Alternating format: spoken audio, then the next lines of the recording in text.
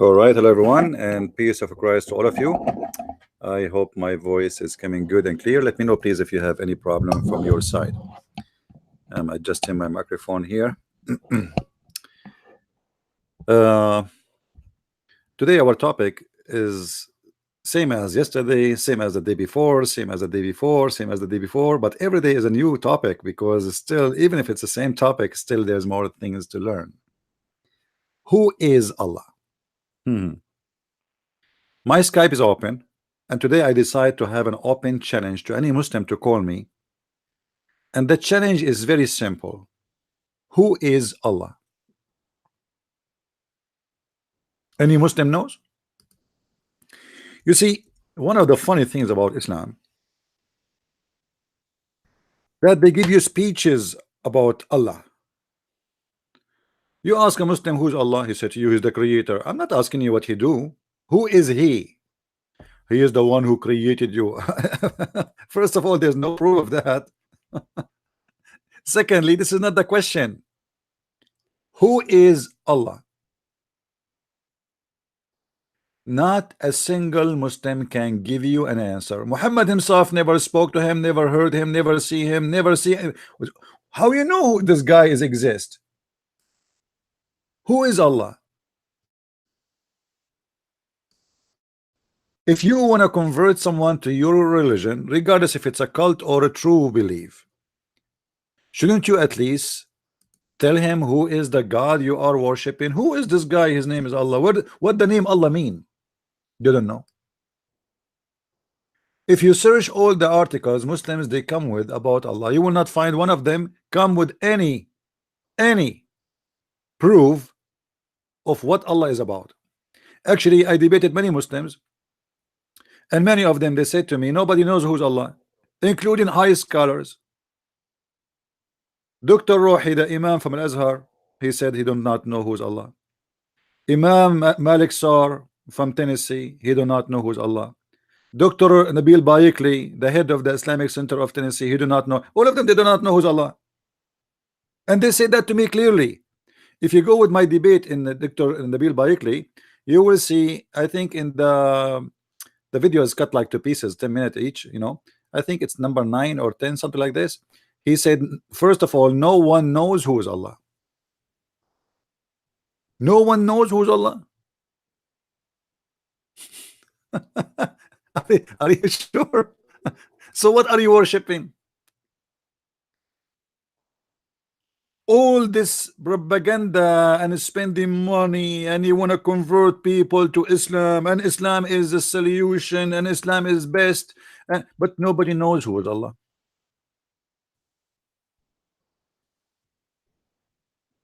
That is the most funny, stupid thing ever you can hear.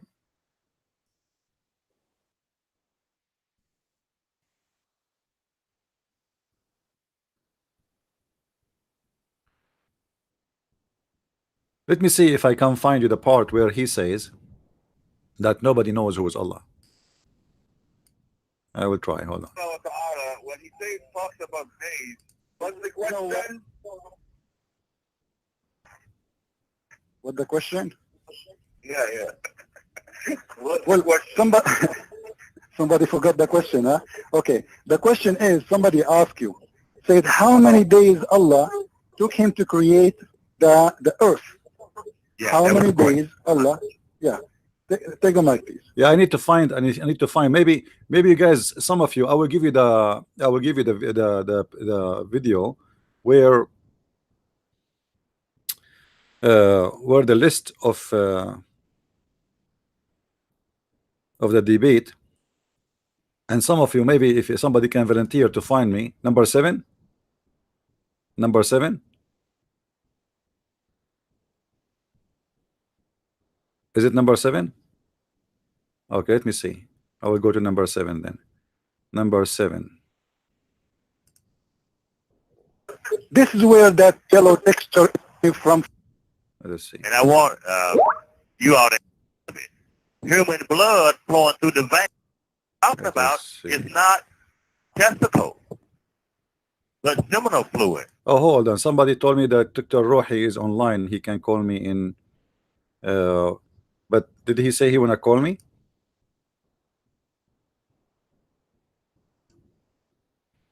All right.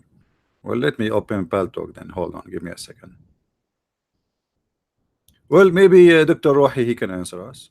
Who is Allah? And you will see how the answer will be. Perfect. So give me a second. Let me log in Paltalk.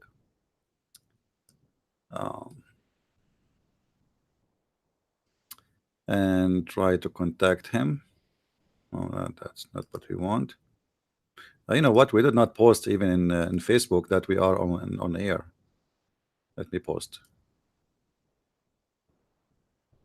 Hey guys, please share with everybody that we are on air, because there is many people do not know yet that we are here.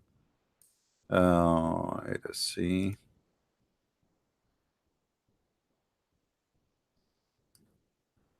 And I will log in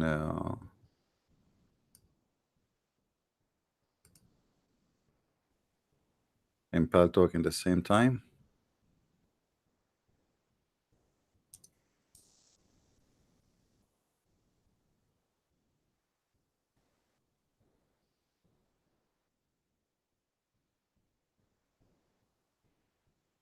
All right.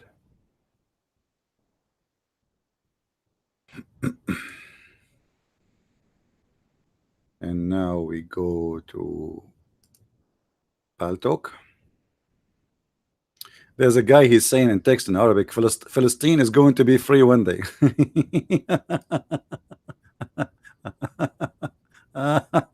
That's a good one, Hassan. How are you doing, Hassan? You watch too much fiction movies, my friend.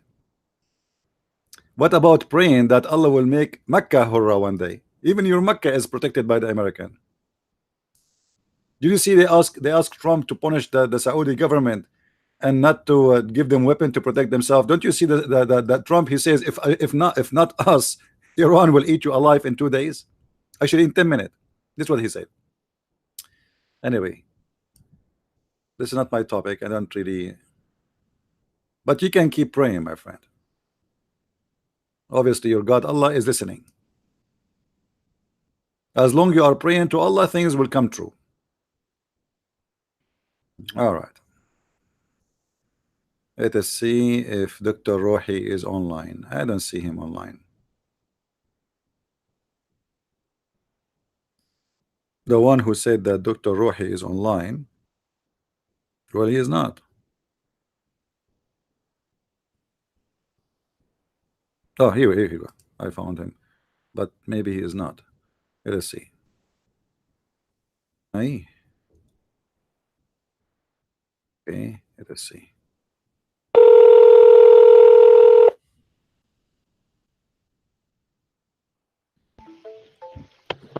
Hello?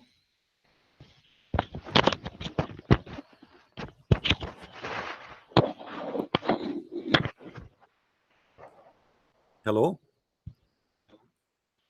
Hello. Assalamu alaikum, Dr. Rohi. Alaikum salam, Christian Prince. Hi, how are you? I'm fine, very good, very good. I'm glad that you are online, and somebody told me that you want to call me. Actually, we are live on air, and we have a topic which is, who is Allah? Can you please, like you are a person who have a PhD, and by the way, and the other day some Muslims, they keep saying, how does guy he have a PhD? I mean, some Muslim, they are saying you don't have a PhD. What do you think of that? What's it, Allah? Some You Muslims, ask about Allah and yeah, who's Allah? The topic is who's Allah. yes. Who's Allah? Just a minute, please. All Just right. a minute.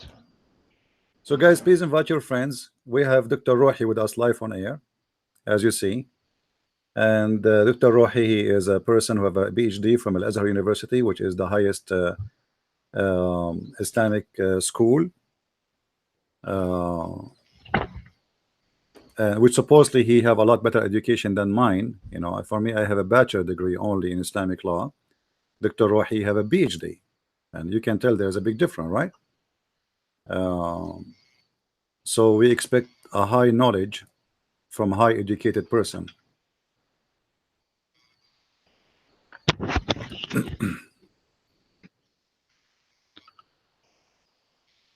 All right, Dr. Rohi, are you there? Okay, yes.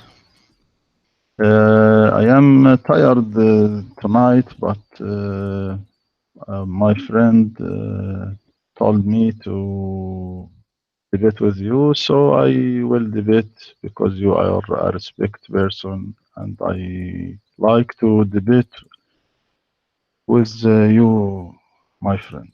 Thank you, Dr. Rohi. You're welcome, and I'm happy to have you with us today.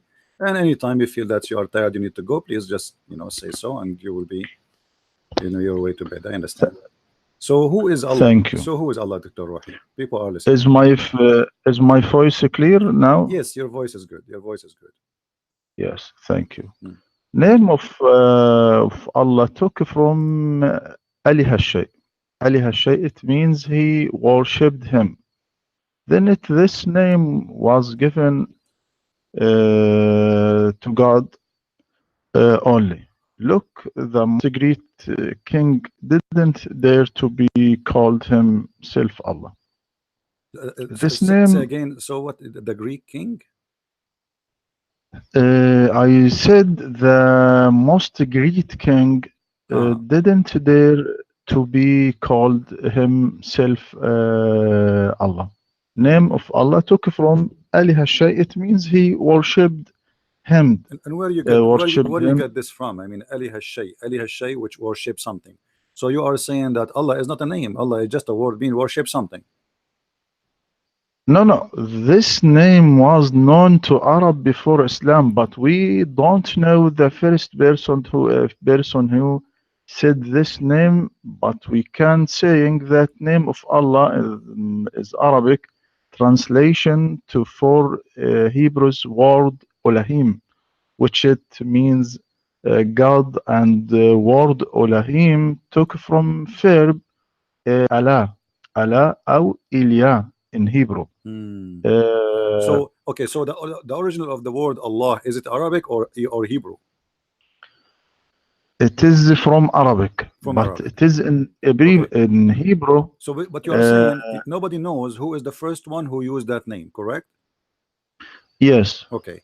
And how, as long as you do not know who is the first one who used this name, how you know that was an Arab? If you do not know him, if you do not know the history, you do not know the date, you do not know the person, how you know that the first one who used it is an Arab? It is in the dictionary of all dictionary in Arabic. There's no dictionary. All the dictionary are guessing about what Allah, because simply there's no definition. Nobody can, like you. Like now, if this is what the dictionary said, here we go, we refute the dictionary, because in order to tell me I am a dictionary and I'm going to teach you about a language, you have to tell me where you get this from, the roots of it. And then what you say to me, that there's a guy, he is the first one who used that word Allah, and we do not know who is he. So how dictionary can come to a conclusion like this? A dictionary is made by a man like you and me.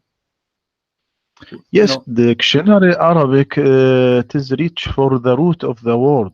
Ali Hashay. No, my friend, this is false. The word ilah have nothing to do with Ali Hashay. The word ilah, first of all, is not even an Arabic word. It is coming from the word al or el. In the ancient Aramaic, they used to use one the same as the Hebrew. When they speak about God, they add al in the beginning of the word or at the end of the word. In the new Hebrew, they changed the al from al to el. So now they say Elohim. So El is a word meaning God. It's not a name of a God, but you as a Muslim, you consider Allah as a name, not as a word meaning God, not worshiping something. And you just said to me that the origin of this thing, that somebody he said he worshipped something, and this is Ali Hashay, which means Allah. So Allah is worshipping something. So you Muslims, you worship something, but you do not know what is that thing, because the second you say something, it means it's unknown. Yes. الله يعني اسم الجلالة هو أنا كما قلت اشتق from أله الشيء يعني عبده ثم يعني then أطلق هذا على الخالق, then it means he worship him. My friend, you said you keep repeating the same thing, saying Ali Hashay worship something. So your God Allah is something. How you worship something which is unknown? Because something is it's something is unknown. It's something. You see, when I say I know what I'm talking about, like even in Arabic, in same in English, You know, in English they put the word the before the name, and that will make it known. In Arabic we add the two letters al, right, and that will make it known, al-ta'rif. So here you are saying to me that Ali Hashay is worshiping something, and you as a Muslim worshiping something, but you do not know what is that something. And this is the question. We go back to zero. What is that something you worship? Who is Allah?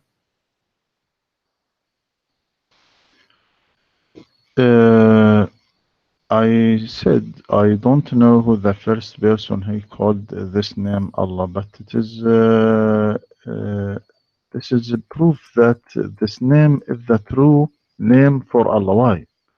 Because now look at Lord or God in English or خداوند in Paris in يعني في الفارسي أو ألهيم بالعبرية أو ديو in French أو divinita My friend, مثلا Elohim is not a أو name. دوس. Elohim is not a name of God.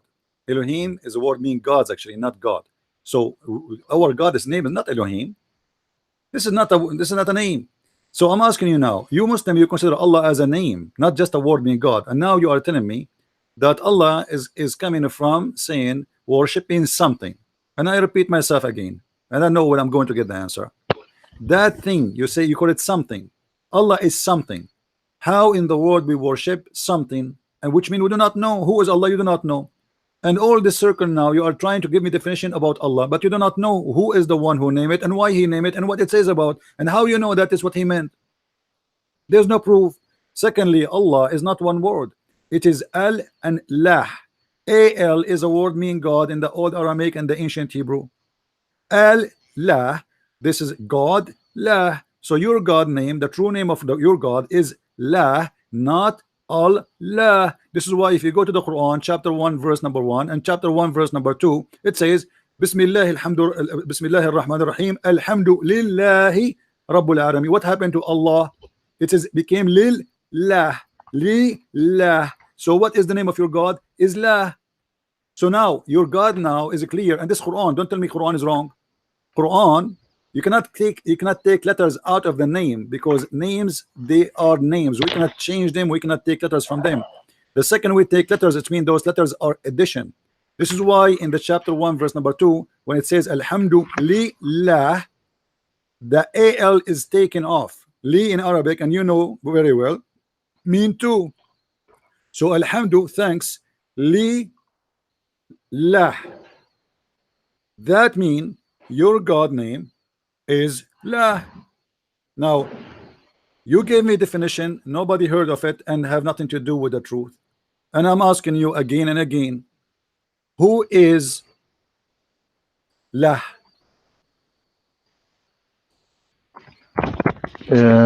Look, my friend, you have mistake. Why? And this is not al-ta'rif in Allah, but it is just the letter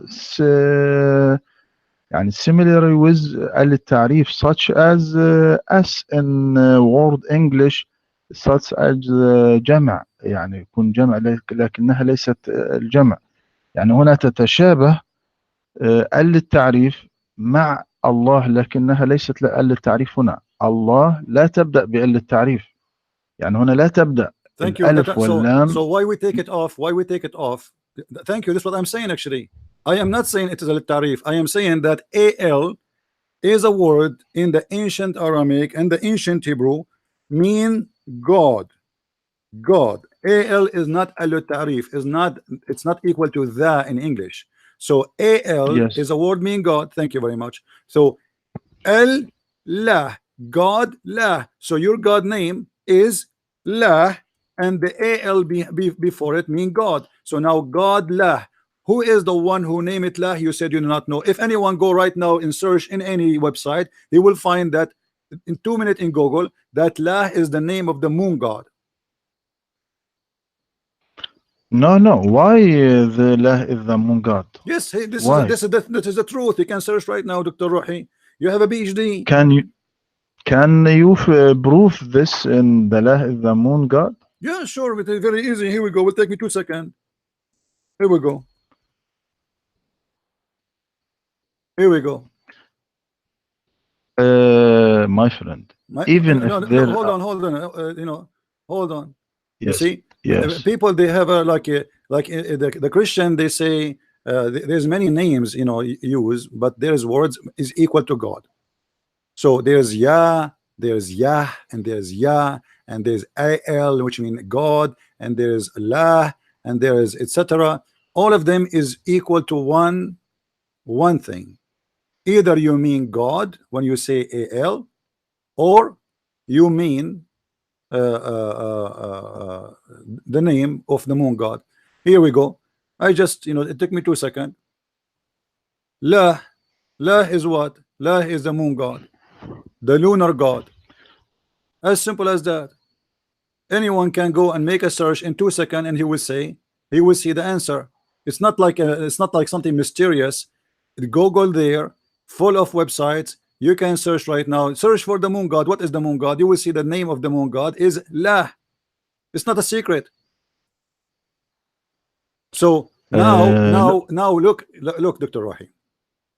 We have a clear proof that La means the moon god, and we prove from chapter 1, verse number 2, that this is the name of your God, Li La. Okay. Now, still, will not give me even who is your God, because even this is not my question. Let us say, for the sake of argument, it happened that the name of the God of the Muslims is so the same as the moon god, but it is not. Okay, we will let it go. But who is this God? Still, we do not know. Or what you are saying to me, that we as Muslims will worship a God, his name is La, and this is the same name of the moon god, and all religion is based on the moon. We fast by the moon, we break fasting by the moon, we celebrate by the moon, everything in Islam based on the moon. Yet they are not people who worship the moon god. You will say to me, the Quran says don't worship the moon. Yes, we are not talking about worshiping the moon. The moon god is not the moon. There's a God who is the God of the moon. If you remember, Dr. Rohi, do you remember the story where your prophet, he said to his cousin, he said, I don't believe in the Lord of An-Najm. Kafartu bi Rabbil Najm, in the chapter of An-Najm. Who said that? The cousin of Muhammad, the one who was married to his daughter. He said to him, Kafartu bi Rabbil Najm. Do you remember what's the relation? Okay, who is the Lord of the Najm? Who is the God of the star? Look, my friend, I answer you about the God, the moon god. Even if there is a worship of the moon in the Arabia, what's the matter of Islam in this worship? I'm coming with my proofs, my friend. I'm coming with my proofs. I'm asking you. Okay, this is why I'm asking about this. What the cousin of Muhammad? What Muhammad he said to his cousin when he said, I refuse to worship the moon, the God of the stars. Why Muhammad is asking him to worship the God of the stars in the chapter of An-Najm? What's the relationship with the cousin of Muhammad in the Islam? The cousin of Muhammad is not the topic. The cousin of Muhammad, I'm just mentioning to you a topic, like a story in the Quran. I'm not talking about this is what is mentioned in the interpretation for the Quran. Cousin of Muhammad is disbeliever. He worshipped two idols. No problem. But why Muhammad is asking him to worship the God of the star?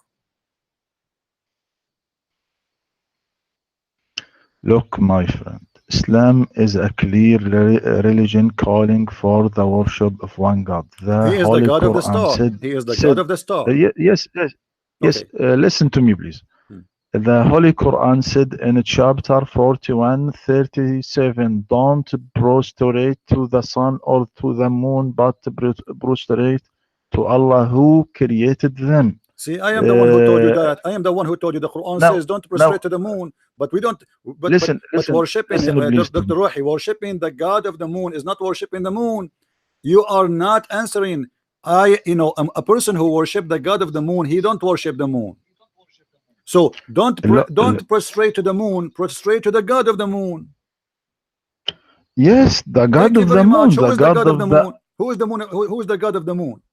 Allah. The correct? God of the all worlds who created the worlds. No. Okay, the Quran says Okay, can you go with me to the chapter of An-Najm, verse number 1? والنجم إذا هوى والنجم إذا هوى ما ضل صاحبكم وما غوى. The cousin of Muhammad, he said to him, the cousin of Muhammad said to him, قال عتبة ابن أبي لهب كفرت برب النجم. Utbah, the son of Abi Lahab, he said, I am a kafir in the Lord of the star. The Prophet of Allah, he said to him, aren't you afraid that the dog of Allah will eat you? أما تخاف أن يأكلك كلب الله. Okay, why Muhammad saying that the Lord of the star, he have a dog and he will eat you if you don't believe in him?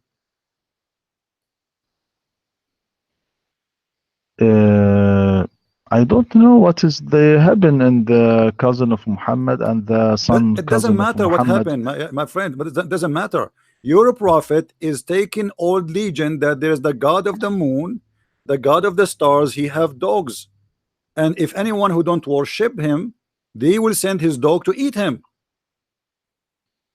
As you see, this is your prophet talking. This is not me. This is not you. قال رسول الله صلى الله عليه وسلم أما تخاف أن يأكلك كلب الله.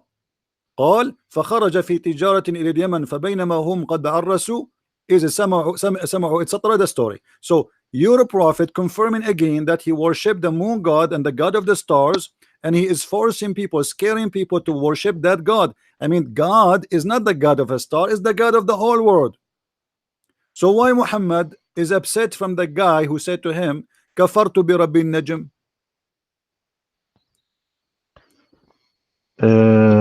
Let me set this hadith and insert this hadith, please. All right. كفرت برب النجم.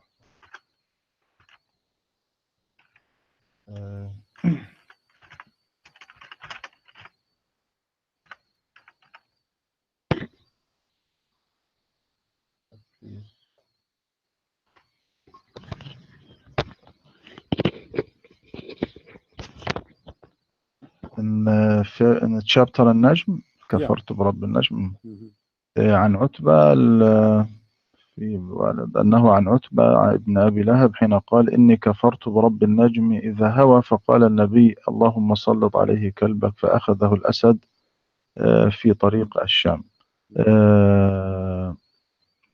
I don't know what is the problem with this. The problem, your prophet is teaching the same as those who worship gods, who they are gods of the stars. They have dogs, they have animals, and if you don't worship them, they will send their animals to eat you. So it's not a coincidence that it's happened that your God, his name is Lah, which is the moon god. Your God have a dog. I mean, why God have a dog? Can you tell me, Dr. Rohi? Was your prophet exaggerating and lying about God having a dog, or he mean it? رب النجم هو الله رب الأكوان رب العالمين. يعني it is the رب العالمين, Lord of the world, Lord of the universe, okay, Lord I mean, of this is not all a question. beings. Dr. Rohi, wake up with me. Listen, Allah is your God. His name is Lah. You said he is not the moon god. No problem. Why, if a person he says I am a kafir in the Lord of the star, Muhammad, he get upset and he says to him, aren't you afraid that Allah will send you his dog to eat you? What that have to do with any true belief and any true prophet? Do you really believe that if I don't believe in Allah, Allah will send his dog to eat me? And why he is not sending his dogs to eat me? And why he have a dog? Is that because he is the moon god and the moon god have a dog? No, not a moon god. So who is this god who have a dog? Explain to us, who is this god who have a dog? I thought dogs in Islam are dirty, they are najis. No. Dog is meaning of the lion, not mean dog. So your prophet, he said dog, he mean lion? I mean, how come? Come on, Dr. Rohi. When I say dog, I mean dog. The dog is a dog. He can say, Muhammad did not say, aren't you afraid the lion will eat you? He did not say that. He said, aren't you afraid the dog of Allah will eat you? And let us go with you. Why Allah have a lion? Allah will send his lion to eat me? Yes, all the creation it is belong to Allah. No Lion, problem, no dogs, problem. all But how Muhammad he knew that Allah have a dog in heaven? Where did he get this look information from? in this look I read from the tafsir. what's it قال النبي صلى الله عليه وسلم اللهم سلط عليه كلبك فأخذه الأسد في طريق الشام. كل التفسير كده فأخذه الأسد في طريق الشام. Okay. The lion took him in the way of the So your Sham. prophet he prayed for Allah dog to eat him. He prayed to Allah to send his dog to eat him, but a lion he ate him. That's mean your prophet prayer did not work. Look what he said. Yes, you are the one who said that. You said your prophet he said he prayed to Allah to send his dog to eat him. Question, first of all, how Muhammad he knew that Allah have a dog? How he knew that he, Allah, is a God who have dogs and he can send them to eat people? And secondly, the guy was not eaten by a dog, he was eaten by a lion, according to the story. So the prayer of your prophet did not work, because he did not say Allah sent him a lion to eat him. He said send him a dog to eat him. all creation belongs to Allah. My friend, beings. okay. You see, Rohi, you are not listening. Okay, let us go back to zero. Who is Allah? Don't give me name now. Forget about the name. Obviously, the name you just admitted that Allah is a word, means worship means something. So the name will lead us to nothing. And you said the first one who used that name, nobody knows who is he. Thank you very much. Now, who is Allah? Allah is Lord of the worlds. But this is not Lords an answer. Anyone, all those who have religion, they believe their God is the Lord of the world. Who is Allah? Do you know who's Allah? You do not know. So you are making us giving us a definition that he is the Lord of the world, but there's no proof that he is. And do you know that how you know he is the Lord of the world? Because he said, I am the Lord of the world. How you know he said? How you know he said? Muhammad, he never. In the first chapter in Quran, Alhamdulillahi Rabbil Alameen. Well, thank you very much. The first chapter in the Quran proved that Allah cannot be Lord, because how Allah he say thanks to Allah? Yes, the one of the greatest attribute of the Quran than other books that he focus on Rabbil Alameen, Lord of the all beings. Dr. Rohi, if you are talking, you are making a speech. Let us say I invited you to our church, and you say, starting introducing yourself, you say, first of all, I want to thank Dr. Rohi for coming. But you are Dr. Rohi. So how Allah he says in the name of Allah, the most gracious, most merciful, when he is Allah, in the name of Allah? You see, I say in the name of the president or the king or the name of God, for I am not God. This is why I say in the name of the God. But Allah himself, he say in the name of Allah. Obviously he is not the one is talking here. He cannot be Allah. This is the author of the Quran fabricating stories, speaking as he is, speaking in the name of God, but he forgot to switch the personality. So in the name of Allah, the most gracious, praise be to Allah. Allah saying praise be to Allah. And then he says Allah most gracious, most merciful. He just said that already here. Why he's repeating himself? And then he says show us the straight way. Allah is saying show us the straight way. How Allah he say that? This is obviously a prayer made by Muhammad, put it in the Quran, and you Muslims took it and you claim that this is coming from Allah. But until now you do not tell me who is Allah. Or what you are saying to me, he is the Lord of the world, but nobody knows who's this guy. Did your prophet spoke to Allah? Did he speak to Allah? No. Did he see Allah? No. Have you ever heard his voice? No. So where this is all coming from? There's no proof. The man who gave you the message, he never heard Allah, he never saw Allah, he never witnessed to Allah. So how we will know that there is a God, his name is Allah? And when I asked you what Allah is, you said to me there's an Arab guy exists long time before, and he said worship something, and that is Allah. This is what Allah is for you. Worship something. Thank you. So you Muslim worship something. Nice to meet you. So who is Allah? Nothing. All what we get from you, Dr. Rohi, with my respect to you, that you Muslim do not know who is Allah. No. Allah is sent a book to us, and He proved that He is How he sent proved? the book. How he proved? How he proved? By He saying proved that man have a sperm coming from the backbone. Is that a proof? By saying that sperm coming from the ribs of the women. Have you ever heard of a woman have a sperm and the sperm coming from her ribs? yes, it is. What do you mean yes? What yes? Women have a sperm. Yes. Where do you get it from? Where do you get from that women they have a sperm and their sperm is coming from their ribs? Look, now Allah said فلينظر الإنسان مما خلق من ماء دافق يخرج من بين الصلب والترائب إنه على رجعه لقادر يوم تبلى السرائر فما له من قوة ولا ناصر. Right. What's this mean? Okay. So I translate this this verse. This let man observe Hello?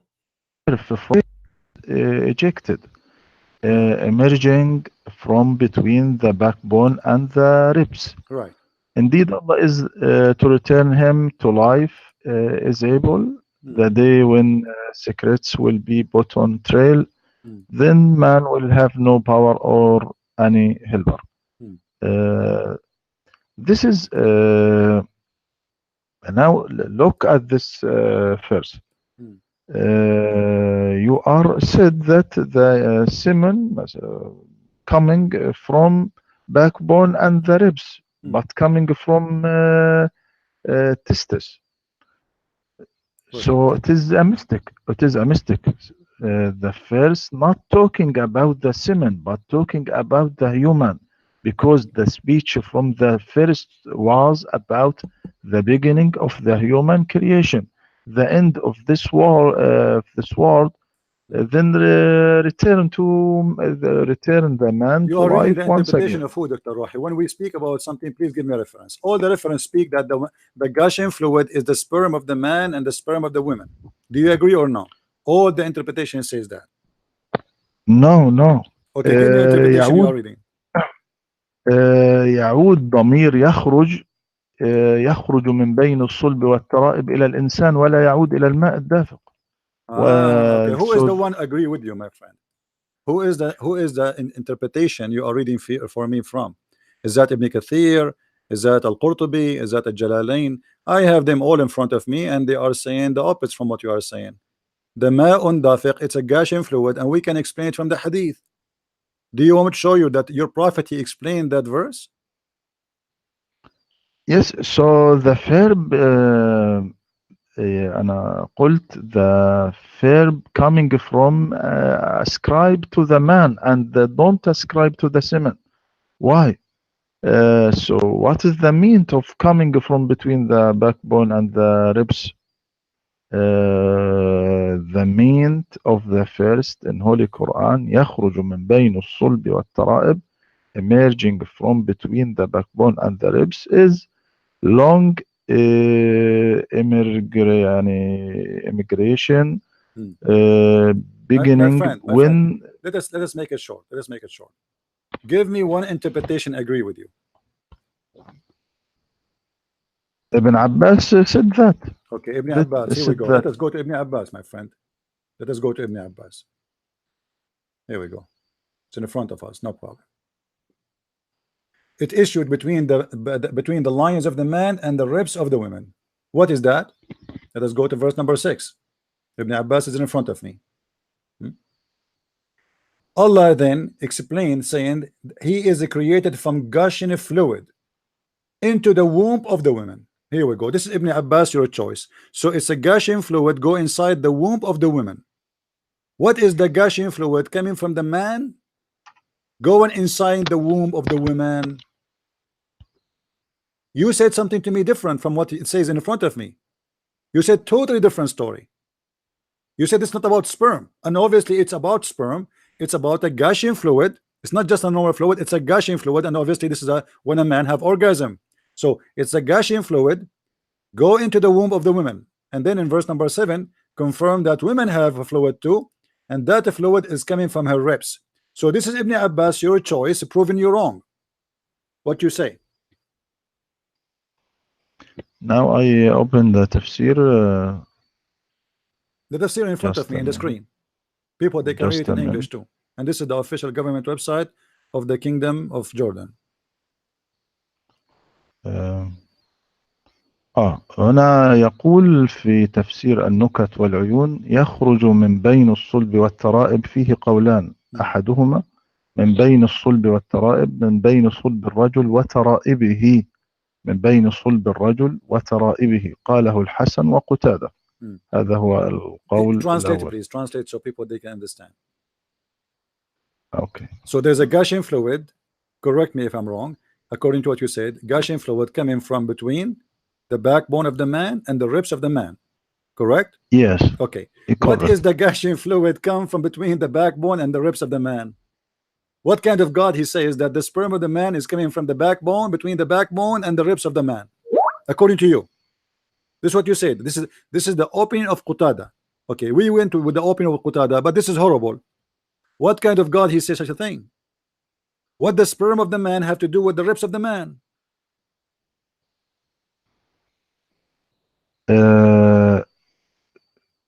Look, I said the semen not coming from backbone and the ribs, but coming from testis. Okay. Where it says that? Where it says that? The Quran says the opposite, my friend. It says يخرج من بين الصلب والترائب. Let us analyze the words. What is a صلب? Is the backbone, correct? A صلب is the backbone. Yes, الصلب هو الظهر أو backbone. All right. So الصلب, let us get conclusion now. الصلب here is the backbone. الترائب is the ribs of the women. Is that correct? Now I said to in Arabic, then I translate the verse, okay, the chapter. Okay. الحديث في الآيات السابقة عن بدء خلق الإنسان ثم إرجاعه حيا، الضمير له عندما قال فما له من قوة ولا ناصر، لا يستقيم إذا أرجعناه إلى الماء الدافق، إنما إلى الإنسان. كلمة على رجعه، إنه على رجعه لقادر، تعود إلى الإنسان. الإرجاع يعني يعود الإنسان إلى حيا للحساب، لأن الله يقول يوم تبلى السرائر فما له من قوة ولا نصر. إذن الآيات فلينظر الإنسان مما خلق من ماء دافق يخرج من بين الصلب والترائب، لا تعود على المني، لأنه قال بعدها إنه على رجعه لقادر. You are not giving me proof. I ask you, where is the proof? You said Ibn Abbas. Ibn Abbas say the opposite. Give me a proof. Until now, what you are saying to me, you are just going around in a circle. You are saying nothing to me. And let me show you what your prophet said. Your prophet said that the women have a gushing fluid too. When a woman, her name Salim, she came to Muhammad and said to him that she saw a wet dream. She was horny at night and she have orgasm, and she came to the prophet and she said to him, should I wash? I saw a wet dream. The wife of Muhammad, Salama, Zainab, she said to Muhammad, do women have sorry Salama, she said, do women have sperm, the discharge? He said yes, otherwise how the baby resemble the mother? So your prophet claim that women, they have a sexual fluid, and because of that the baby resembled the mother. So you are saying to me you have God, and the God he proved himself in the Quran, and Muhammad is the proof, and whatever Muhammad he say is true. And here we go, Muhammad he claimed that there is a sexual fluid coming out of the women, and this is the discharge of the women, and because of this discharge the baby resembled the mother. Is that accurate, my friend? Do you want to read now, do you want to read for you the hadith in Arabic so you can get it better? قالت يا رسول الله إن الله لا يستحي من الحق هل على المرأة غسل إذا احتلمت؟ قال نعم إذا رأت الماء فضحكت أم سلمة فقالت أتحترم المرأة فقال النبي صلى الله عليه وسلم فبما شبه الولد. So your prophet confirmed what is written in the Quran, that women, they have sexual fluid, it is gushing out, discharge, and even Muhammad in different hadith he described it as yellow and thin, and the water of the man as thick and white. So why are you going around in a circle saying the Quran doesn't say that, when your prophet he confirmed that? Are you saying your prophet getting the information wrong and he's wrong? I don't know if this hadith is correct or My not. friend, this is Sahih Bukhari and this is Sahih hadith. Dr. Rohi, yes, but Dr. Rohi, be careful. You are a person who have a PhD. Last time you said to me this hadith is weak. You went 2 weeks after you came back and you said to me it was correct. Correct? You remember? And you know, I will not say to you it is correct unless it's correct, and you know that. I am speaking to someone educated, he have a PhD in Islam, and not to a kid in the street. So this is Sahih Bukhari, hadith number 6091, and I can give you tons of hadith the same, and all of them are correct. So now, was Muhammad wrong? No, not wrong. What? Okay. But I said, what's the real meaning of this hadith? Not the meaning is so clear. The meaning is so clear. Muhammad is saying why women, how the baby resemble the mother, because simply the women, she have orgasm, and that is the water coming out of her vagina, as simple as that. So do we need really like a scholar to give interpretation for this? Anyway, we can go to the scholars. We can go right now to any scholars and any, you know, Ibn Kathir. We can go to Al-Qurtubi, Al-Tabari, Al-Jalalain, whatever you want. All of them agree that this is the case. In the ancient time, there is no science and no how the baby come. It is so as Muhammad, we see. So you are saying Muhammad because he was ignorant? He do not know. No. Look, now when I said, now when the Bible said, now look at the stage of fetal creation in the Bible in Job.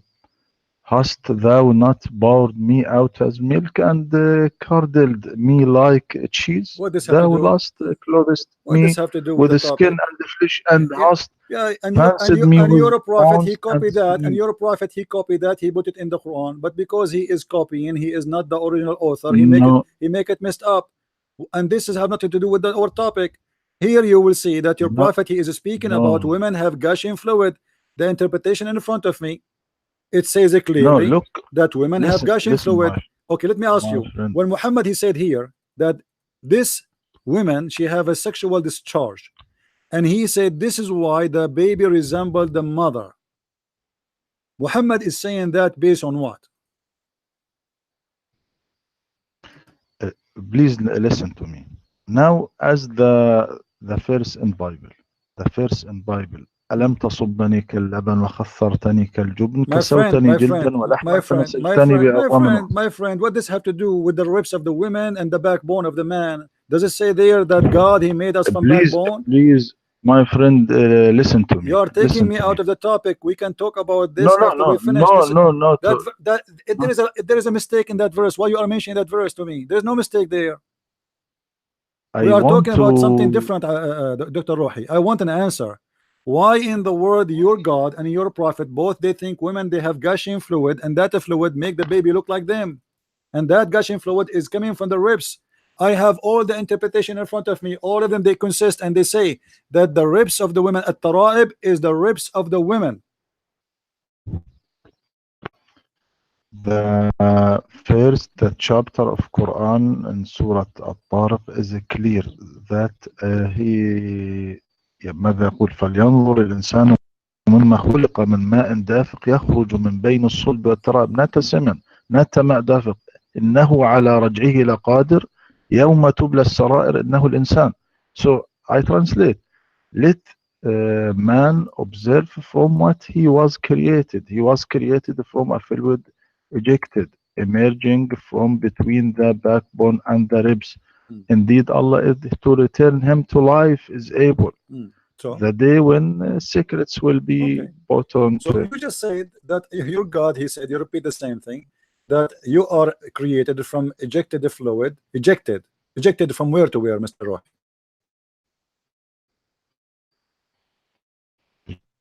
ejected from where? Yeah, from where to where? Ejected, because ejected mean it's a Gaussian fluid. It's a fluid is motion is in a motion. It's moving non-stop.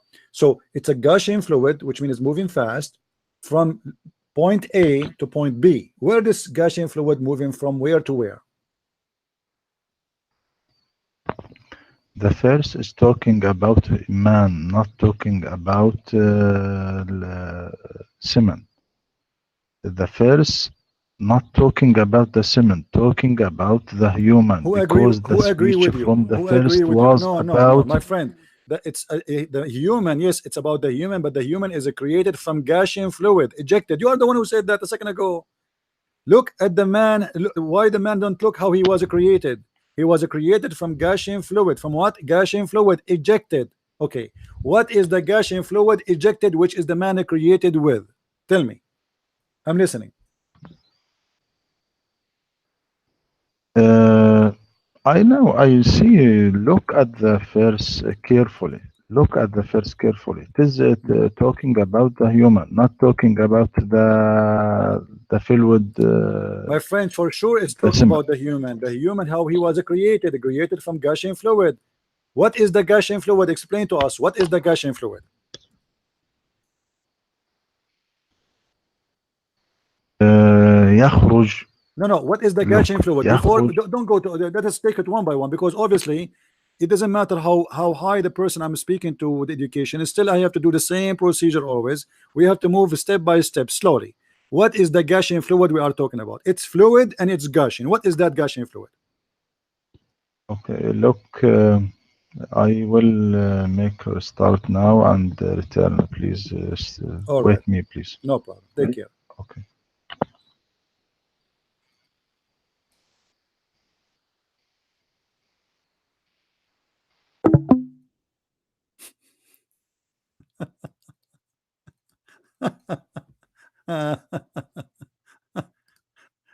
Yeah, right. Yeah. You see, it doesn't matter. You speak to a kid, you speak to an adult, it's the same. It's the same. You speak to a person who have a PhD or a person of high school, it's the same. They will not say, they will not answer, they will not give an answer. So who is Allah? We learned today from somebody who have a PhD that or Allah is something. I mean, thank you very much.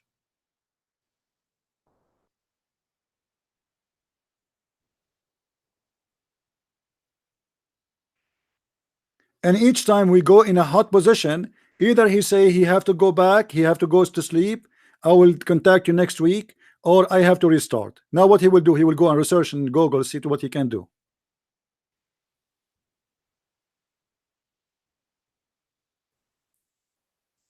Who's next?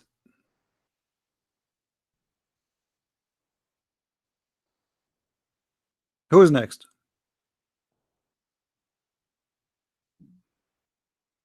And I mean, by the way, speaking to Muslims is very frustrating, because you know that they are playing games.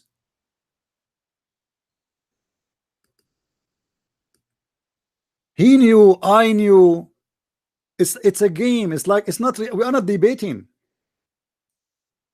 Honest to God, we are not debating. There's no debate in this debate. It is a game. How I can cover up. This is what he is doing. How I can cover up the problem. The question is even not about this. We're trying to find out who's Allah. They do not know. Who is Allah? Allah, he said he is the Lord of the world. Oh, this is what it says in the Lord of the Ring too.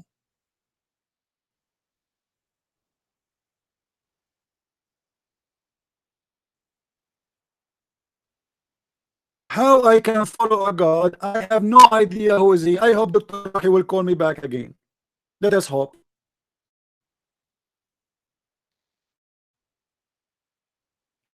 He will contact some of his sheikh in Al-Azhar University. He says, what you will say to this guy now?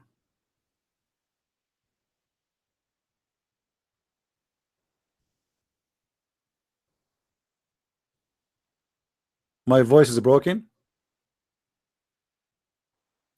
Is my voice is good?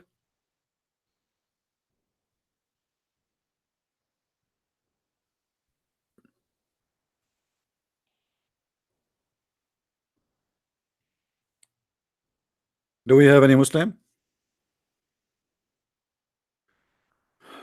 As you see in front of you, Muhammad, he described that the water of the women is thin. Muhammad is expert.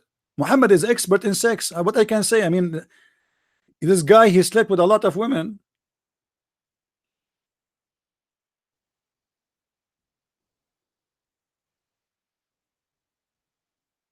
The messenger of Allah said, the man water is thick and white, and the women water is thin and yellow. By the way, women, why you have a water it is yellow? I mean, can't you use filter? Obviously it's not clean. What a joke. This is a prophet of God teaching people that you have a water it is yellow and thin. Hey women, you have water it is yellow and thin, and the man, your water is white and thick. I mean, this is education. And to explain to us what? To explain to us that whichever of them comes first, the child will resemble the parents. I see, I'm going to convert to Islam now. This is science. And this guy playing all this game to me to say to me, oh, the gushing fluid does not mean the sperm. And now, by this is a prophet, we know how each one of you, what happened in the bedroom of his mother. If you are a boy, well, obviously it was your father who have orgasm first. Sorry to tell you, this is what happened. We know it now. This is what happened between my mother and my father. Obviously, my father, he have orgasm first, so the baby was of the boy. If your mother have orgasm first, the baby will be a girl. This is very scientific, and this here we go. We prove that Muhammad is obviously is the best prophet, and he is Dr. Muhammad. And now we knew why Muslim they worship a God. His name is something. I mean, did you hear him saying we worship a God? His name worship something. Did you hear it? Their God, Allah mean worship something.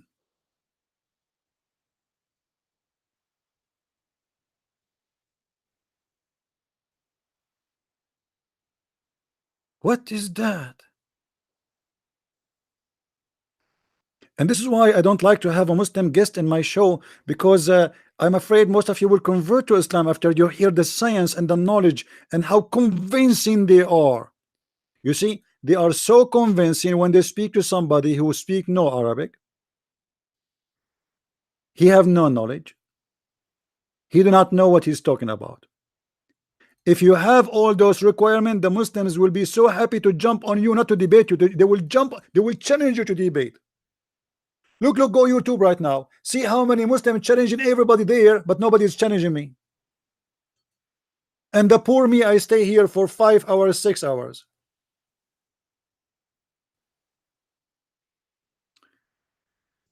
Let us call Dr. Rohi again. Maybe he's back.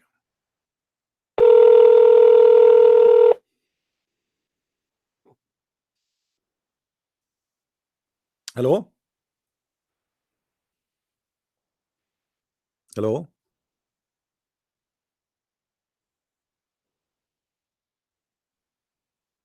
Hello? Doctor, I hear nothing. Are you there? Dr. Rohi, are you there? I don't know. He answered, but he is not answering. Do you hear me, Dr. Rohi? Yeah. All right. So, Dr. Rohi, what is the conclusion now? When your prophet, he said that the gushing fluid, this is the water of the women. Do you agree with him or you don't agree with him?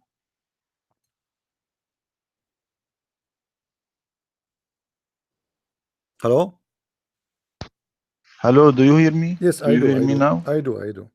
So do you agree with your prophet Yeah, when he okay. said that the women, when she have orgasm, the baby will resemble her? And this is the gushing fluid of the women, which is coming from the ribs. Do you agree with him or not? I don't know the true meaning of this hadith, My friend, because the true meaning not is very clear. Okay, as Quran. Dr. Rohi, do you know the hadith where it says in Arabic? I will read it for you in Arabic, so you don't say I did not get it. أخبرنا إسحاق بن إبراهيم قال أنبأنا عبد حدثنا سعيد عن قتادة عن أنس قال قال رسول الله صلى الله عليه وسلم ماء الرجل غليظ أبيض وماء المرأة رقيق أصفر فأيهما سبق كان الشبه. Are you aware of this hadith? Yes, it is speak about the semen of the man. So this is about the semen. Thank you very much. So this is about the semen. Okay. But do you agree semen, and that if the women have orgasm first, the baby will be a girl? yes, what is the problem? The problem, in women this? have no semen. The problem, the women have buwaida. My friend, your prophet, he did not say women she have an egg. He said women she have a thin yellow water, and the egg of the woman, talking about the discharge, the charge come out. This is not internal, this is outside. So he's talking about the water will show up out in her vagina. This is thin and yellow. This is not the egg, so don't mix things up. So here he's talking about whoever comes first, the baby will be the same as the parents, and you agree with that. You said there's no problem with this. So what is the water which is ejaculated of the man is white, thick sperm.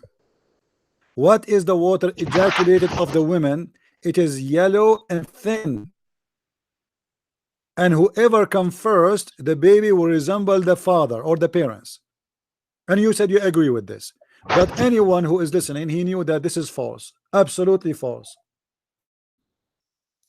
If the baby is born, when the baby is born, have nothing to do with the who have orgasm first, especially we are talking about the gender.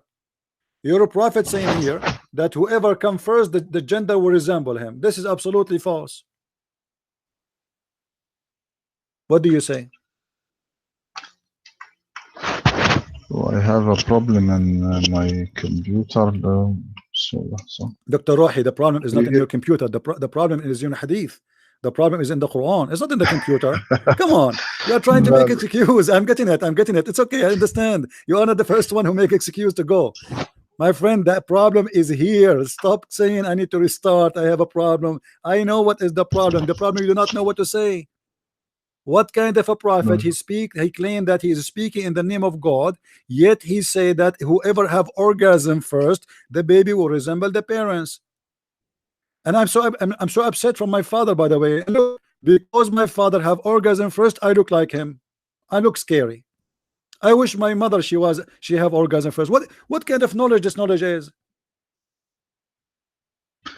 Now we talk about the verse of the Quran, يخرج من بين الصلب والترائب. Then later we talk about this hadith. We are talking about it. We did not get out. We are not getting out. We are showing you what your prophet explained, that how the baby is created. The baby created by a fluid of the women and the fluid of the man.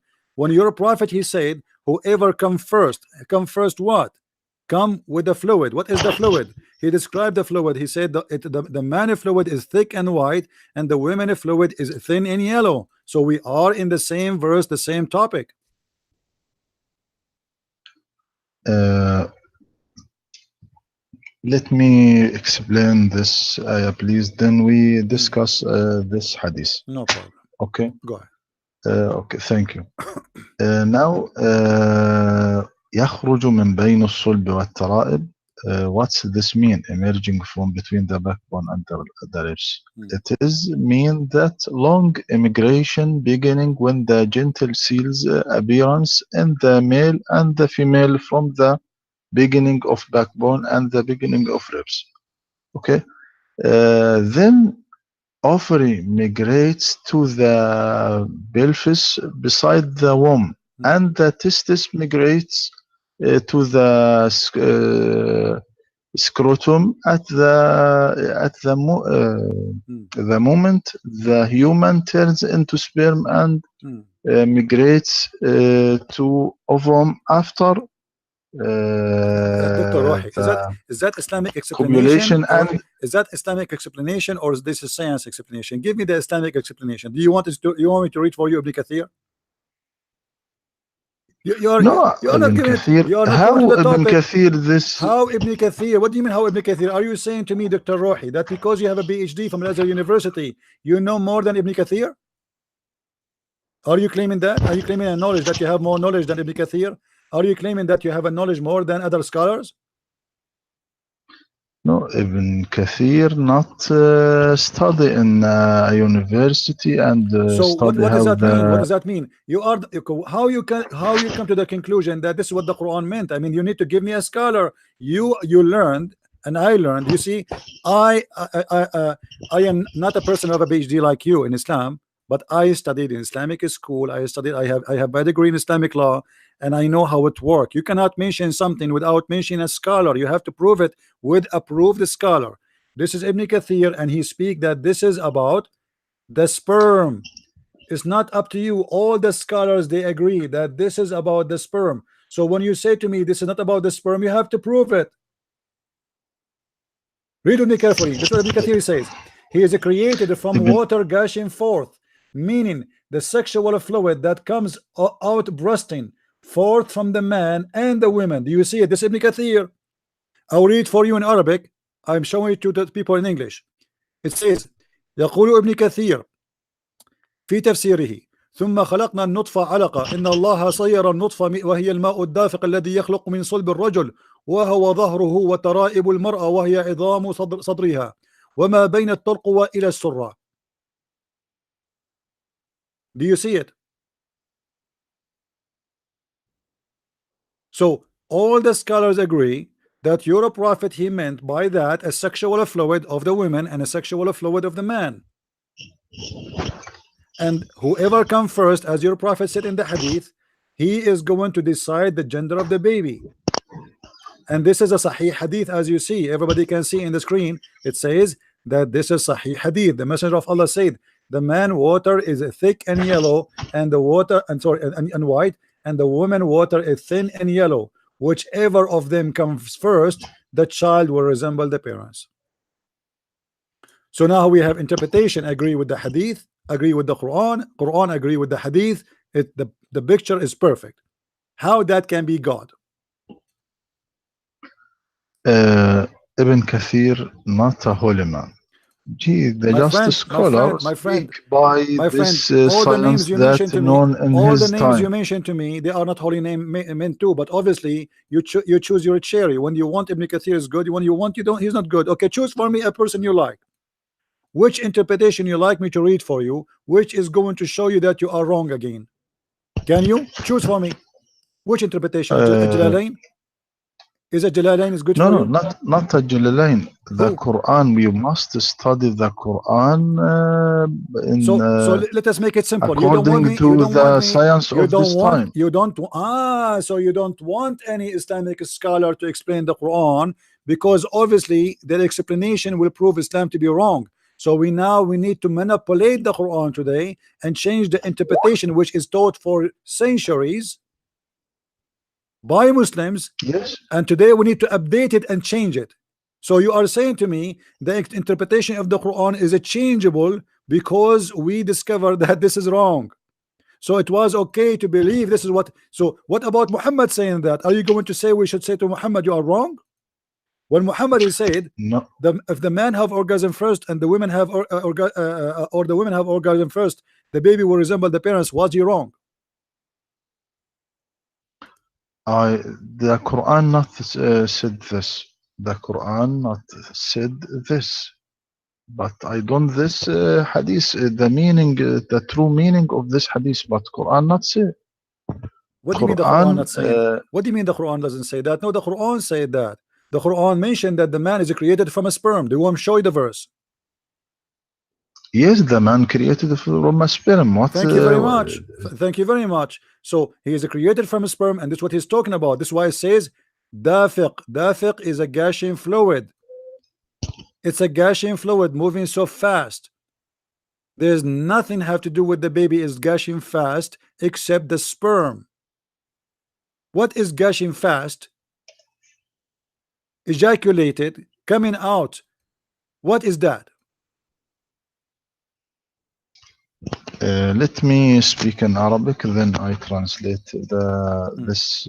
But let us, before you this. go, Dr. Rohi, you agree with me that all Muslim scholars agree with me that this is, according to Islamic scholars, it's meant the sperm of the woman coming from her ribs and the sperm of the man coming from his backbone.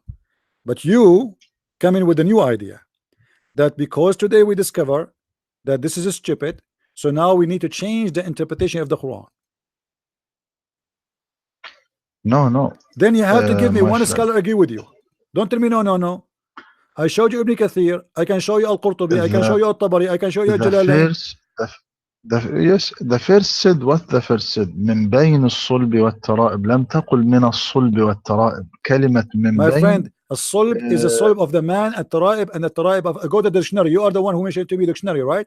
You can open the dictionary right away and you will see that the word taraib is not just the ribs, it is the location of the necklace of the women. Taraib is not the ribs, it is the location of the necklace of the women. So when you see there is in the chest of the woman, there is a little hole in the top of her chest, and this is where the necklace will stand. That is a taraib. So this must be about women, and this is what all your scholars saying. A taraib is the location of the necklace of the women. We can't play with it. This is Arabic language. If you do not know Arabic very well, you can open the dictionary right now and you can read it. No, look my friend. الصلب والظهر لا يقصد بالظهر العمود الفقري فقط. يقصد به الظهر بما يشتمل عليه لأن العمود الفقري يعجز. My friend, it doesn't say zahar. It doesn't say zahar. It says solb. Solb is the backbone, is the last bone in the chain, is not the back. A solb. This is called a solb. Let me teach you something, my friend. A solb is called solb because simply the human being, all his bones can be burned, can be destroyed, except that little bone is very hard and will not be destroyed. This is why it's called a solb. So he is saying to you, it's coming from the between that location and the other location. The first location present the man. This is why even in your culture they say to you that, you know, from the back of his father, they mean the solb, because the Quran says that. So يخرج من بين الصلب is coming from between this and that. If you're a scholar, they will say this is for the same body of the man. Even that will be a problem, because your God is saying that the sperm of the man is coming from between the ribs of the man and the backbone of the man. How God can say that? This is what you are trying to say to me. You're trying to say to me, you know what it's meant here, that this is about that the baby is created from the ribs of the man to the backbone of the man. Not said that. He said it is not من بين. لم تقل من الصلب. Not said from the backbone. Between. It doesn't matter because it's between two bodies, two human beings. Because the man, he cannot make a baby alone, my friend. Have you ever heard of a man he have sex with himself and he get pregnant? So it is between يخرج من بين what? الصلب of the man and the taraib of the women, the backbone of the man and the ribs of the women. So this is why it says يخرج من بين. Obviously you Muslims speak Arabic, but you don't want to learn Arabic. Min bain cannot be for the man only, because the man alone cannot have babies. Yes, now said to the look at the in the تفسير البحر المديد يخرج من بين صلب الرجل وترائبه وصلب المرأة وترائبها. Thank you very much. So look guys, finally you get me something useful now.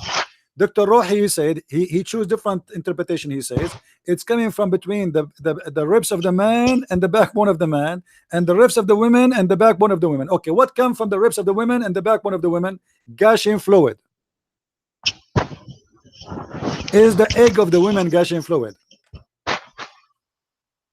Is it a fluid? Is the women egg a fluid? Women, they make one egg. They are not a chicken. It's one egg. It's not a fluid. Fluid is a billions of drops of liquid. This is what a fluid is. We cannot say the egg is a fluid. It is a single egg. Women don't have many eggs. They are not a fish.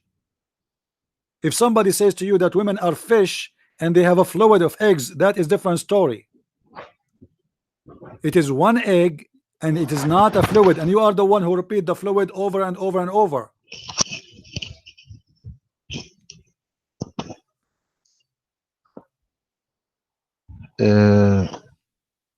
You don't understand the chapter. Okay, you know, Dr. The Rohi, verb forget coming about this. from You know what? ascribe the man and don't ascribe my friend, you are saying I don't understand. You are saying I don't understand. Look like not only me I don't understand. Ibn Kathir don't understand. Al-Qurtubi don't understand. Al-Tabari don't understand. Al-Jalalain don't understand. So all of us we don't understand, but you understand. When you say to me you don't understand, when you say to me, Dr. Rohi, when you say to me you don't understand, I want you to say to me, look like you and Ibn Kathir and Al-Jalalain and Al-Qurtubi and Al-Tabari and all the scholars don't understand. Say that, because I am not quoting to you what I understand. I'm quoting you what they are saying. Is it this what Ibn Kathir said? Are you willing? Are you willing to say, look like Ibn Kathir and Christian Prince don't understand? Say it. Why nobody of the Islamic scholars accuse Ibn Kathir of fabrication for saying such a thing the Quran does not mean? Why nobody accuse Jalalain? Why nobody accuse Ibn Abbas? You mentioned to me Ibn Abbas, I open Ibn Abbas for you. Ibn Abbas, he says the ribs of the women.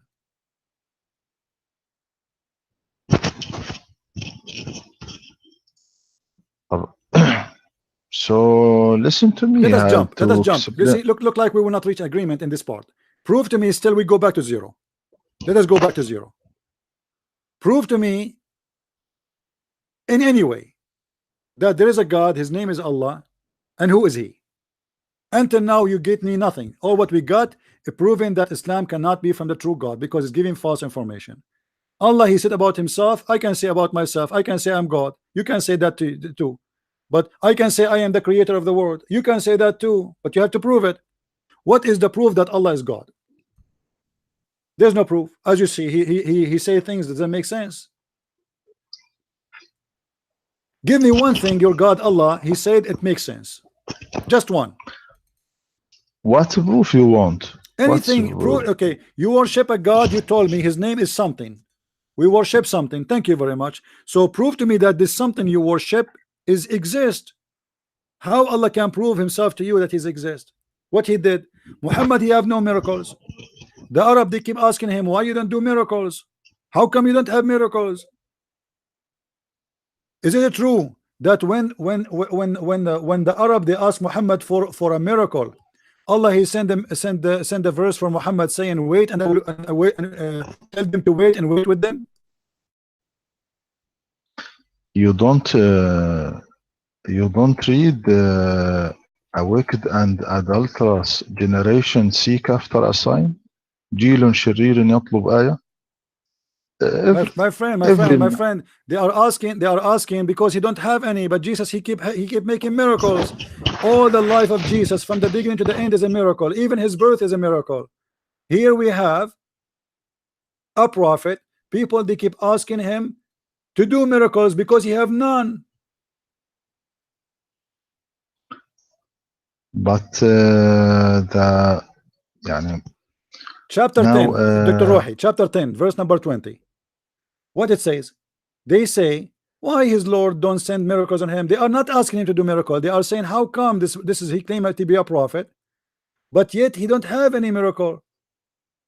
Why his Lord don't send a miracle to him?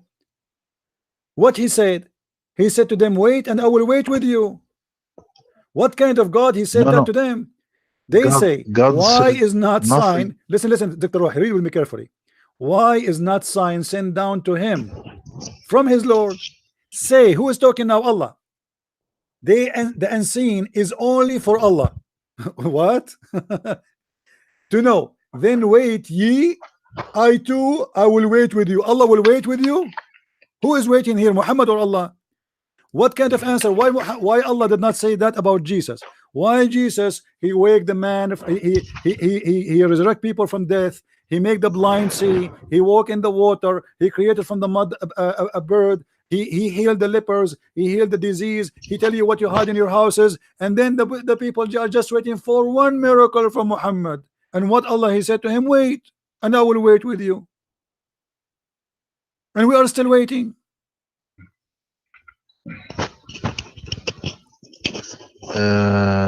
What Allah said in the Holy Quran about the miracle? What he said? He said in chapter Al-Isra 59, وَمَا مَنَعَنَا أَن نُرْسِلَ بِالْآيَاتِ إِلَّا أَن كَذَّبَ بِهَا الْأَوَّلُونَ. Thank you very much. وآتينا ثمود الناقة مبصرة فظلموا بها وما نرسل بالآيات إلا تخويفا. Nothing prevents us from sending miracles, sign, except that the ancient called them lies. Dr. Rohi, I am going to hire you to be the best man for the year in Islamic studies. Dr. Rohi chose for us a verse from the Quran saying, look what Allah said about making miracle. We refrain from sending signs. So Allah, he refrained from sending signs. Take a note. So you agree that Allah refrained from sending signs? Do you agree with Allah that he really refrained? Is Allah here telling the truth or he is lying? Is Allah he tell the truth? Okay, so so you agree that he refrained from sending signs. So how he say I refrain from sending signs when you Muslim you say the Quran itself is a miracle? By saying I refrain from sending sign, he made a miracle. The same phrase, it is saying he refrained from making miracles, he is making a miracle. How crazy that is. It's like saying I refrain from cooking when I am cooking live on camera. It's like saying I refrain from drinking when I am drinking. It's like saying I refrain from smoking when I am smoking. So how Allah he say I refrain from making miracle when supposedly the Quran itself is a miracle? That is additional proof that the Quran is nothing and never was a miracle, and it's not a miracle, and the Arab always make fun of it. And now here the other lie. We refrain from sending miracles. Why? Because former generation, they did not believe in them. This is a lie. All the Christians believe in the miracles of Jesus. Most of the Jews converted to Christianity and they believe in the miracles of Jesus and all the prophets. So where is the ones who they are, and what this have to do with sending miracles? There's many people until now don't believe in Jesus, but yet he did miracles. There's many people don't believe in Moses, but yet he did miracles. Since when that God he will strike? Look like your God is a French guy in France. He have a strike every 2 days about going to the train station. Why? Because you don't believe in my miracle. This is not an answer of God, because simply he have no miracles and he have to make an excuse why he is not making miracles. People waiting for Muhammad to do one. So what he say? Oh my God, he refrained because you don't believe in it anyway. Well, let me tell you something, Dr. Rohi. I am a prophet, Christian Prince, and the God who sent me to you, if you ask me to do miracle, I will say to you he's refrained because the Muslim don't believe in it. How silly. What do you say? No. What I say? I say there is no connection between miracles and the prophecy, because the prophet is sent by God to guide the people. So what's the connection between the prophecy? There's a connection. There's a connection. There's a connection. No, hold on. The sea. Hold on. Dr. Rohi, look like your PhD is not helping you. Isn't it Allah who asked? Isn't it Allah who asked the Jews? Isn't it Allah who asked the Jews not to believe in anything unless a prophet he make a sacrifice, and then Allah he send the fire to eat it? No. What do you mean no? Now listen. What do you mean no? No. You see, I want you to get me busted. What do you mean no? Please listen to me. No, I'm listening. What do you mean no? I want you to get me busted. I want to know what is the name of the teacher who gave you PhD, because obviously your school, the Azhar University, have nothing to do with knowledge. الذين قالوا إن الله عاهد إلينا ألا نؤمن لرسول حتى يأتينا بقربان تأكله النار قل قد جاءكم رسل من قبل بالبينات. Why you are saying to me no? Chapter 3 verse number 183. They are asking him, saying to him, Allah said to us, we will never believe in any messenger unless he sent to us down a fire to eat a sacrifice we present to him. And if he do, he is a prophet. Do you see it? Why you are saying to me no? They said Allah took our promise. So Allah took what? Our promise. There's a covenant between Allah and those people not to believe in any messenger unless he showed us a sacrifice consumed by the fire from heaven. Say, there come to you messengers before me with the clear signs, and even with that you ask for. Then why you slay them if you speak the truth? So here I go. You said it's not required for a prophet to have a miracle, but your God, he made a covenant with the people, saying don't believe in anyone, otherwise he might be a liar, unless he make a sacrifice, and then I send the fire from the sky and is going to eat it. And this is what happened with the children of Adam. Is that correct? Cain and Abel. Do you remember? Yes. Okay. And this happened again. And this again happened with who? This is again happened with who? Happened again with Abraham. Is that correct? No, no. What do you mean no, no? Look at didn't this. Allah didn't Allah he sent the fire and ate the ram? No. What do you mean look no? Do you want to show it to you? Quran, what do you mean no? What the Holy What do you Quran mean said? no? What the Dr. Holy Rohi, Quran said? don't drive me crazy. When you say to me no, you are forcing me to show everybody that you are not in the truth. Did Allah send a fire to eat the ram, which is Allah himself he provided to Abraham? Yes or no? Is the Quran said this? What are you talking about? So you are saying that this is not true? Yes. Okay, hold on. Yes. Okay, hold on.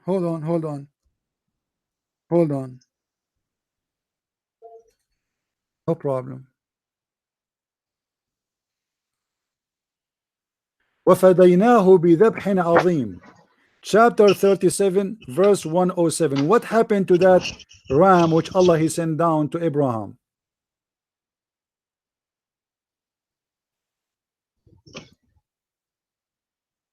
بذبح عظيم. Where the fire that you said the fire? So you have no idea about where the fire is coming from. You never heard of this before. Let me read the ayah. Make it clear. I want you to say, I never heard of a fire came down from the sky and ate the sacrifice of Allah. I want you to say that. Say it. Yes. You never heard that before. I want to read the ayah. الذين قالوا إن الله عهد إلينا ألا نؤمن لرسول حتى يأتينا بقربان تأكله النار. قل قد جاءكم رسل من قبلي بالبينات وبالذي قلتم فلما قتلتموهم إن كنتم صادقين. Look at this ayah. الذين قالوا إن الله عهد إلينا ألا نؤمن لرسول حتى يأتينا بقربان تأكله النار. They said this. Now look at. I want to translate the ayah. لحظة. Don't worry about translation. People they can read. I have it in the screen. I have it in the screen. People they can read it. So I don't see what okay. Well, Allah took our promise not to believe in the messenger unless he showed us a sacrifice consumed by the fire from the heaven. Say, there come to you messengers before me with the clear signs, and even with what you ask for. Why did you slay them if you speak the truth? Okay.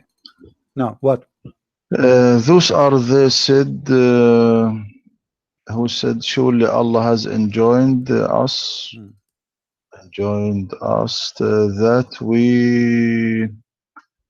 that we shouldn't believe in any messenger until he brings us an offering which the fire consumes. Say, indeed, there come to you messenger before me with the clear argument and with that which you demand. Why then did you kill them if you are truthful? It is translate Shakir. So the translate or the Quran, what he said, قل قد جاءكم رسل من قبلي بالبينات وبالذي قلتم not return to قربان بالذي قلتم يعني الذي طلبتموه كل ما طلبتموه miracles, كل الذي طلبوه من قبل. miracles, yeah. Yes, Okay. not return to قربان no, تأكل الذي قلتم, أمه. my friend, الذي قلتم, they are saying الذي قلتم قديما. what they said, what they said here, they said we have a covenant with God that we will not accept any prophet unless he give a sacrifice and he send the fire consumed by him from heaven. This is what they said. He's not talking about something they said 10 centuries ago. This is what they are asking for. If you are a prophet, okay, don't do miracles, make a sacrifice. Allah, he made a covenant between us and him that we will not accept anyone to call himself a prophet because he might be a liar unless he make a sacrifice, and God, he send a fire to prove this is a sign from him that this is a person I choose for you to be a prophet. Just do it. This is not a miracle. You see, they are even asking him a miracle. They are asking him to give a sign which Allah, he required himself. So Allah now, he is agreeing that this is the sign he told them. He didn't say, I didn't say that to you. He didn't say this is a lie. I never said that. Or what he said, yes, I did that, but well, if this is the case, what you want, how come you did not believe in the previous ones? And who are they, the one who did not believe in? And who is the one they slay?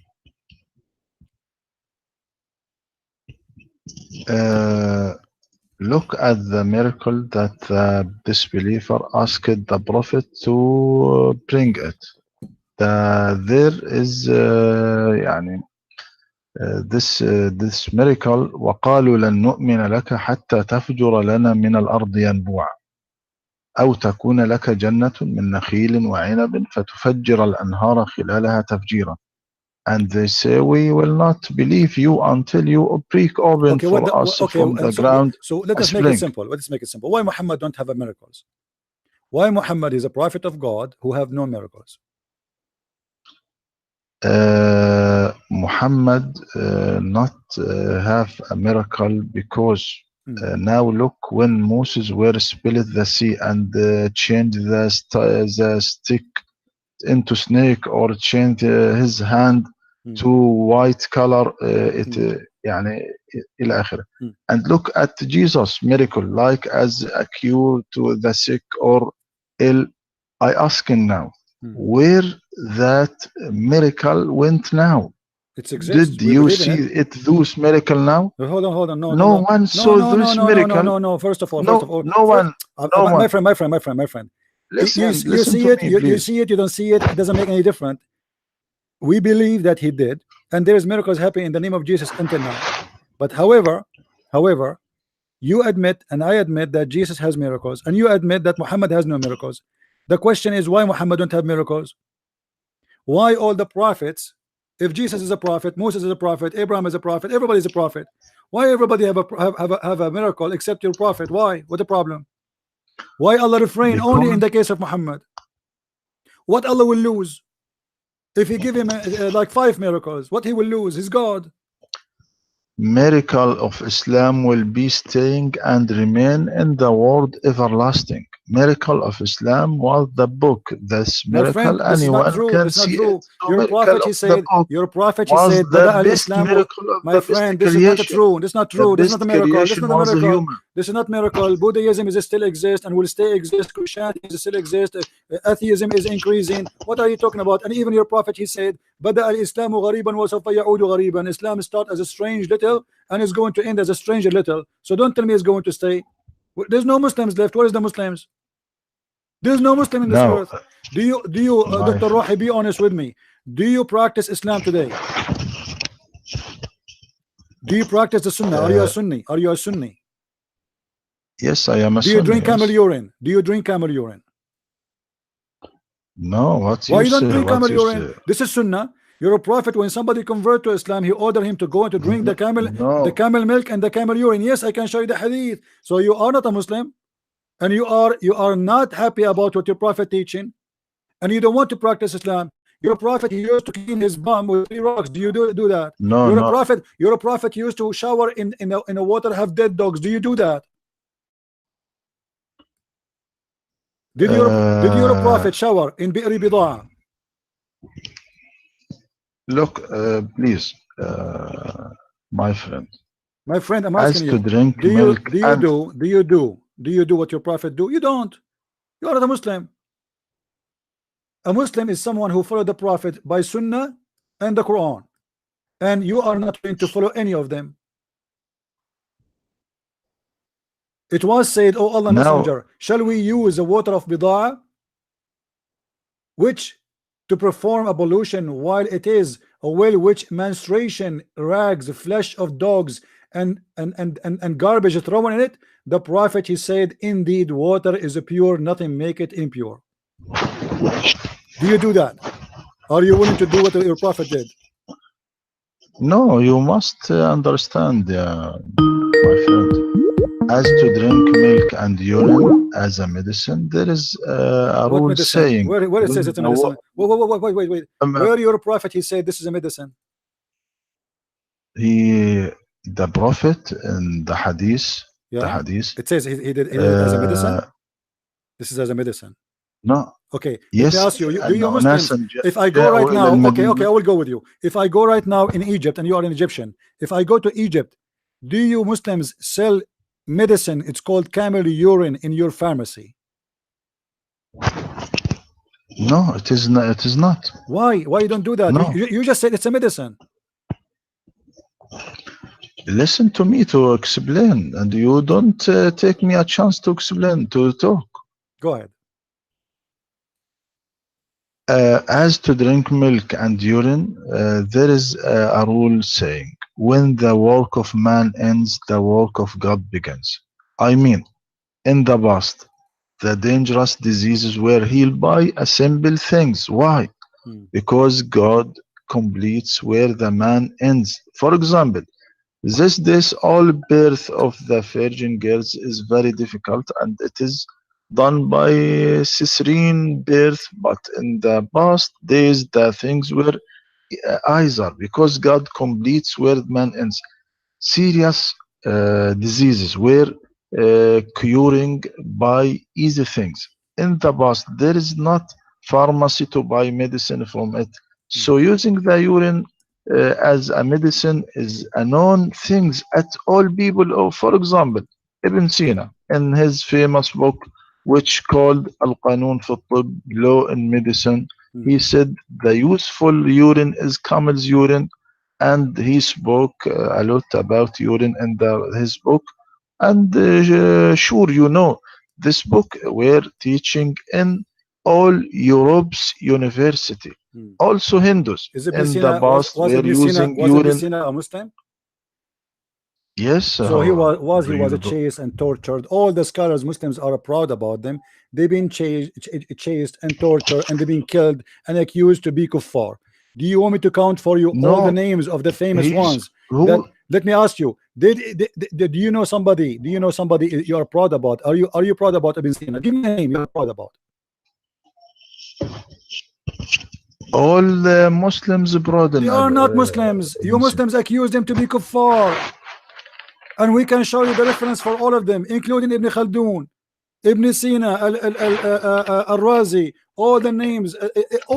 You make a big title about them, but now, because now supposedly the West speak about them, but before you chase them, you want to kill them, and you killed many of them. We don't want to play the game. Let us focus on your prophet. Ibn Sina is not your prophet, is he? It is. No, it is another topic. You're a prophet, my friend. You're a prophet. One day, a man, he came to him and he said to him, my brother, his belly is hurting him. You're a prophet. He said to him, go and tell him to drink honey. The guy, he come again and he told him he is getting worse. The prophet said to him, go and drink honey. Let me ask you a question. The story is in the front of our eyes. A person, he came to you and he said to you, my brother, not even him, his stomach is hurting him.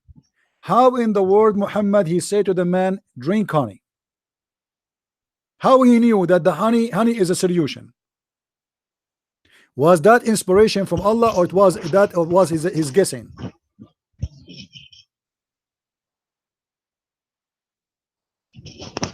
Look, we first we end the urine camel. This is the same. We're talking then about we medicine. No, we did not change. Don't worry. We will go back to the urine. We are talking about how Muhammad, he knew that this is a medicine. So when Muhammad, he said to a man, drink urine or drink honey, is that inspiration from God, or this is his own guessing? I want a clear answer. Yes, Prophet Muhammad didn't say to every sick, go and This is not the drink question, Dr. camel's Rohi. urine This and- is not the question. That is not the question. The question is, when your prophet, he said to a person, go drink honey or go drink camel urine, is that his own guessing that this is a solution, or this was inspiration from God?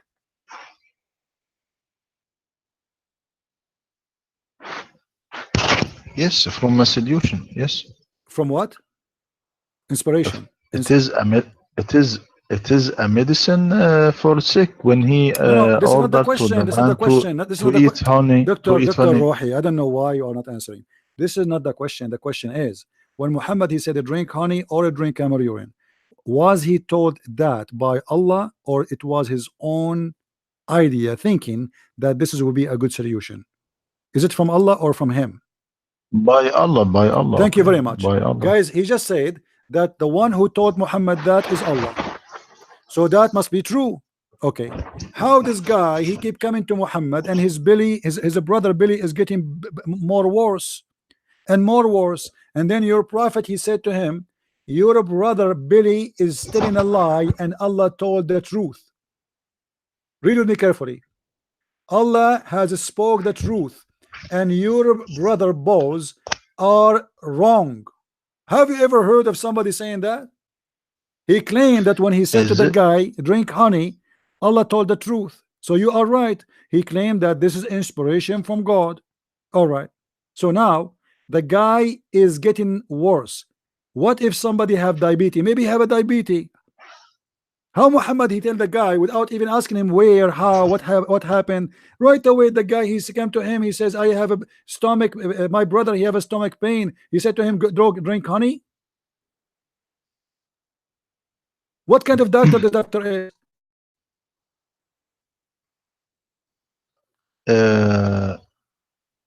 As the honey and honey, is this come in the Quran that he said the man to the man go and drink this is the honey? hadith. This is in the hadith. This is Sahih Muslim, hadith number 2217. You know, but it's the same, my friend. Like as an example, in the Quran, you say that your God Allah is a Lord. How Allah in the Quran, he makes such a mistake? The Quran claim that the bees, they eat the fruits. Is that true?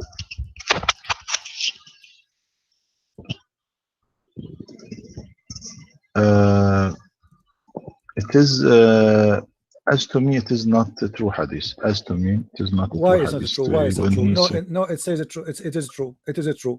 You are just, you know, sorry. I don't wanna say a word will upset you, but this is true. Look with me in the Quran. What it says that Allah, he said to the Quran in chapter 16. If you go to chapter 16, it says, chapter 16, verse number 69. Allah, he said to the bees, go and eat from the fruits. Do the bees eat from the fruits?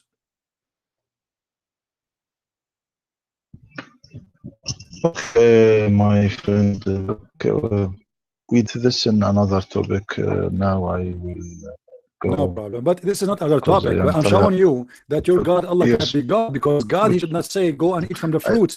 Bees don't eat from the fruits.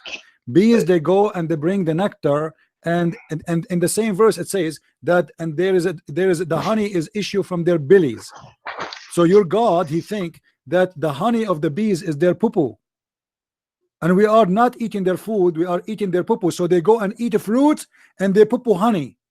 But the fact the honey is their food, they don't eat the fruits. This is why I am mentioning all those things to you. So you failed, Dr. Rohi, sadly, to tell us who is Allah, or what you said to us, he is something. Who is he? You do not know. You said he is a Lord, you cannot prove it. You said he told us about himself. There's no proof that he taught anything about himself, because obviously he say things doesn't make sense. And then he teaches wrong information. How the baby is created from the backbone and the ribs. And your prophet, he explained, he says whoever comes first, the baby will resemble the parents. And then we find him, you speak about honey and camel urine. Everybody knows that urine is an acid, it will destroy your livers. Everybody knows that honey is very useful if you use it correctly. You don't give it to everybody. What if somebody have diabetes? He will die in a week. This is not a person who is inspired. A person who say that God said that he ordered the bees to go and eat from the fruits, and their honey is their poo-poo. The honey is not the poo-poo, is not their dirt. It is their food. Honeys is what they eat. They don't eat fruits. Thank you, Dr. Rohi, for calling. Feel free to call me anytime you wish. Thank you. We will debate about this in the coming week, inshallah. No problem. Thank you. Take care. My Good night, friend. my friend. Good night. Wish you the best. Good night. Good night. Okay. All right.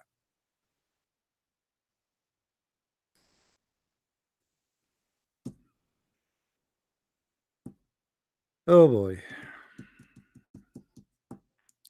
After how long we are talking? For how long we are talking now? Almost an hour and 45 minutes. Is it? Anyone get the answer what Allah is? Nothing. After all of this, what we learn? Nothing. Who is Allah? We came with zero, we left with zero.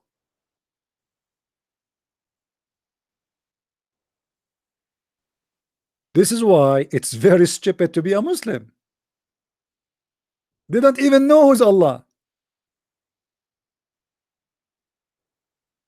They have no idea who is he, what he is about, how he look, where he live, what he say, what he did not say. Oh, what they say to us that Muhammad he heard. What Muhammad? Where Muhammad he heard that camel urine is medicine? This is something the Arab they used to practice before Islam, and Muhammad he isn't ignorant. He just copied from them.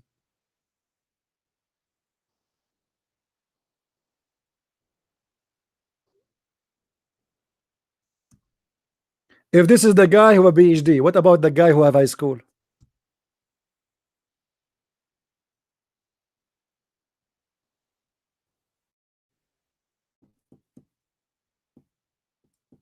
And supposedly I am the one who don't have a PhD.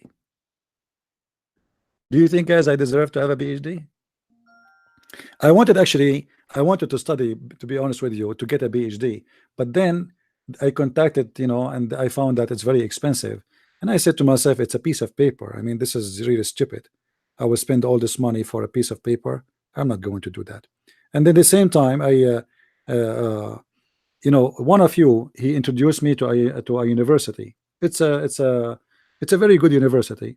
And then the guy who said to me he will supervisor me, so be supervisor for me in my PhD, he didn't know much. In fact, a friend, he sent him a video, and he listened to a guy. By the way, he said to me, I was speaking to him in the phone. He said, by the way, he have the same your voice like yours. So the guy, when I give me PhD, is listening to me. He's learning from me. He said, do you know him? I said, no, but maybe. Anyway, PhD. Who is next? Who is next as a Muslim would like to call? Muslims only, who want to tell us who is Allah and what kind of God he think that bees, they eat honey, sorry, they eat fruits and they poo-poo honey. I want to know how this happened. We are bees, we eat fruit and we poo-poo honey. I mean, look at this knowledge, man. They eat fruits and they poo-poo honey. And the Lord taught the bees. The Lord, he taught the bees to build its cells in hills on trees and in habitation of men, then to eat all produce of earth. This is not exist in the Quran, by the way. And to find this what this is false translation. What or What produce of the earth? This is why I say to you, when you read Arabic, it's different really from what it says in English. ثم كلي من كل الثمرات, and eat from all the fruits. What the production of the earth? ثمرات.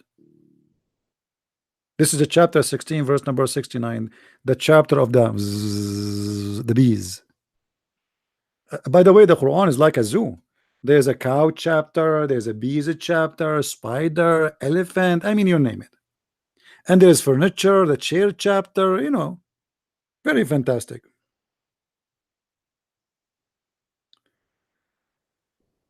Any Abdul? Who is Abdul is going to call me so we can learn a little bit about Allah. Who is Allah? Until now we got zero answer from the Abdul, sadly. Who is Mr. Abdul? He is willing to call us. Mayday, Mayday. We need a Abdul. Anyone? And you know what? I challenge any Muslim, life in front of you, to choose for me any chapter in the Quran, and he challenged me to show him a mistake which is stupid in that chapter. Who want to make the challenge? Anyone? You choose any chapter you wish, from the first page to the last page. Anyone?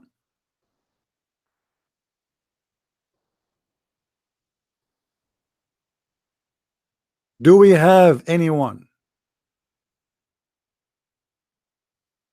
Mayday, Mayday. We need a Abdul. Anyone? No Abdul. Well, not always we got lucky. What we can say, I mean, we have to admit, sometimes we have to wait here for hours in order to get Abdul. You know, sometimes we can get the Abdul easy, sometimes we cannot get the Abdul easy.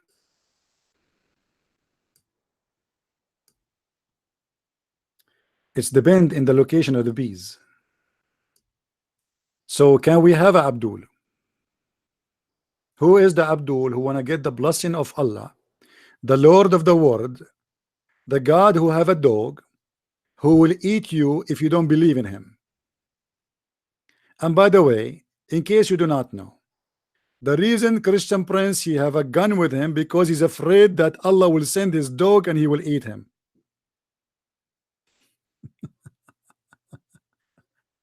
Allah has a dog. And the guy he said, I'm not going to believe in the Lord of the Star, so Allah he sent his dog and he ate him. Why Allah he don't send his dog to eat me and eat you?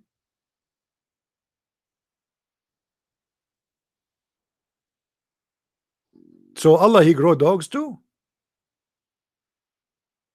Yeah, dogs are najis, they are filthy, dirty in Islam. But suddenly Allah have a dog, obviously. And Muhammad, you see, Muhammad he try always to terrify the Muslims. You remember in the Quran where Muhammad he said that Allah will insert in the anus of the one who don't believe in him, he will insert in his anus a huge chain. Who remember where we can find that? Who remember? Let us see who of you is still young and who of you is still getting older. Anyone remember? This is the point of those things, to make you believe, to force you to believe. He scare you.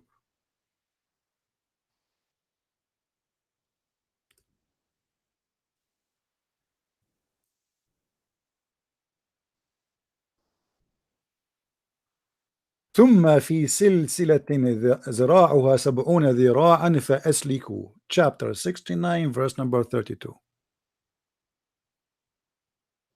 So unbelievable. If you don't believe in Allah, brother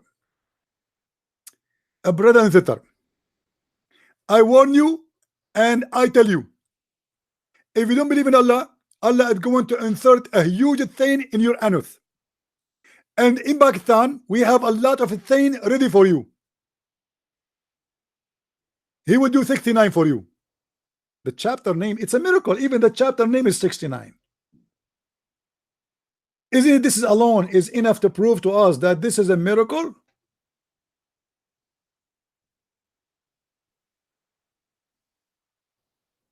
Read carefully with me. The knowledge of Allah, who will insert a chain in your anus. Ta-da-da, ta-da-da, ta-da-da. Please buy Nivea. Ta-da-da, ta-da-da, ta-da-da. You will need it very soon. Ta-da-da, ta-da-da, ta-da-da. All right. Where we are now.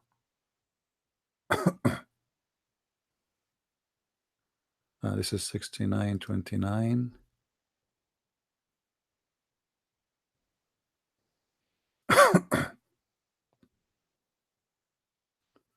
Hold on.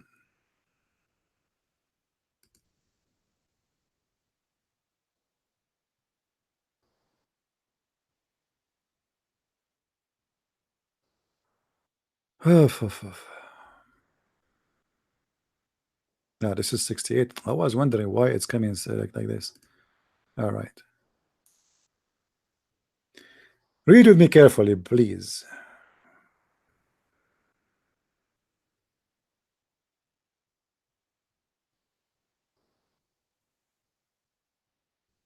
What's happening? Let us go to the main page. Hold on.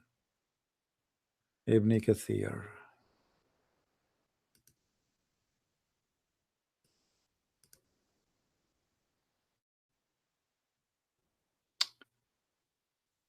I will show you.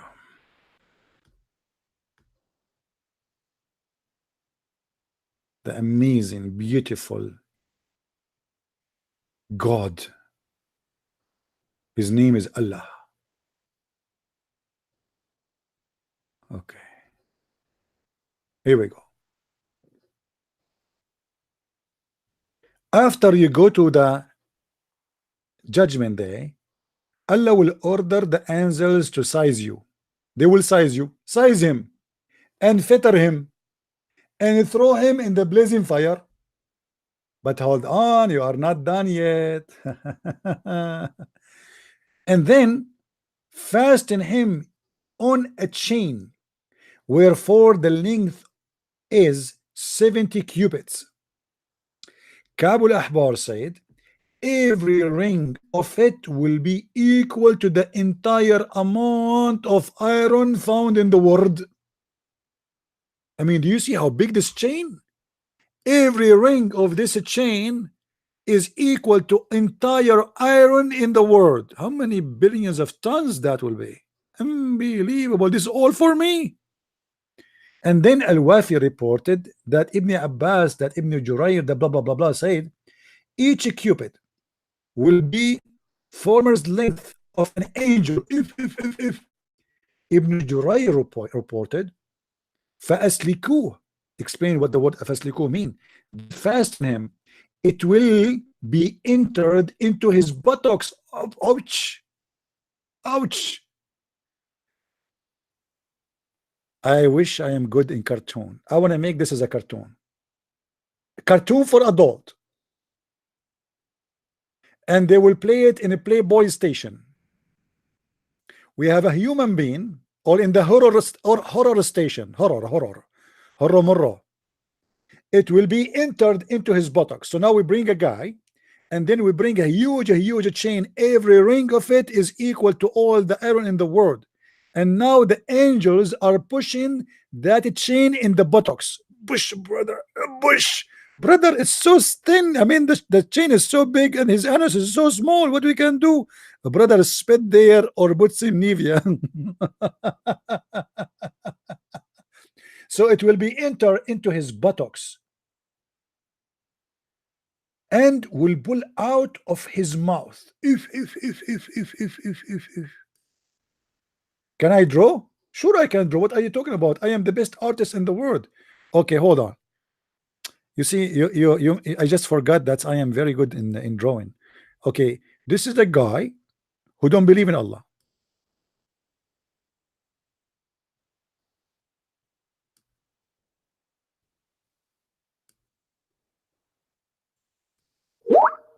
I'm telling you, I'm very good. By the way, I have a copyright over this drawing. Don't try it like and sell it in the auction or etc. All right. So this is the guy who don't believe in Allah.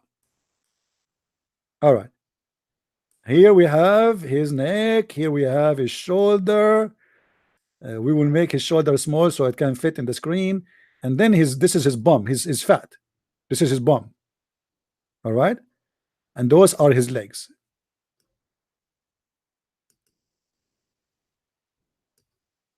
Then Allah will bring a huge chain. Huge. Big. I mean, really big. Very big and very, very huge. And he will insert the chain in his anus. I'm trying to make the chain small, but the fact the chain every ring will be like here. All of this will go inside his anus. And the angels will be pushing and pushing and pushing and pushing. And then they will take the chain from his mouth.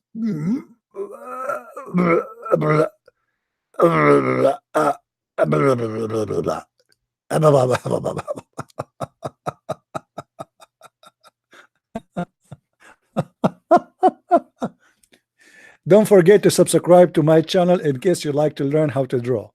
Forget about what we teach here. We will open a special class to teach you how to draw horror movie. Terror. I mean, obviously, this is a good religion and this is true God. And you know, even the Muslims, they went so far in describing for us the size of the chain and the size of the rings of this chain. Look, look, look. It will be entered into his buttocks and pulled out of his mouth. Then it will be arranged on, they will be arranged in the chain, just like luctos. Ooh, barbecue. Allah will put us like luctos, and are arranged in a stick, is being roasted. Ooh. Al-Wafi reported from Ibn Abbas that he said it will run into his behind until it's brought from his to his nostrils. Let me see my nose. So Allah will put the chain in the ass, and then he will take it out from the nose. I mean, that's so beautiful and so much imaginary. I mean, who can reject such a religion? And now you have 1 million reasons to believe in the Prophet and to say Shahada. If you are worried about your anus, you better say Shahada. If you are worried about your nostril, you have to say Shahada. If you are worried about these things getting inside you, coming outside you from your mouth, you have to say Shahada.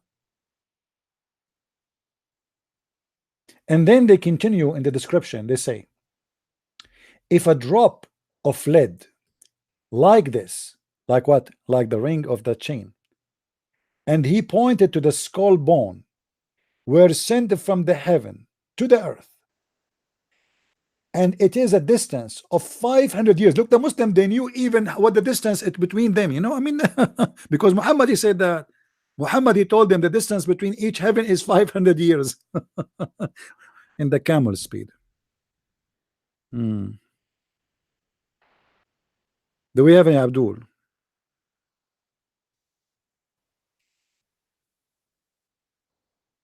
There we go. Somebody is going to sue me for breaking his ribs. His wife, she will call the police and they will say, this guy, I have witnesses, he made my husband laugh and he broke his ribs. I know it.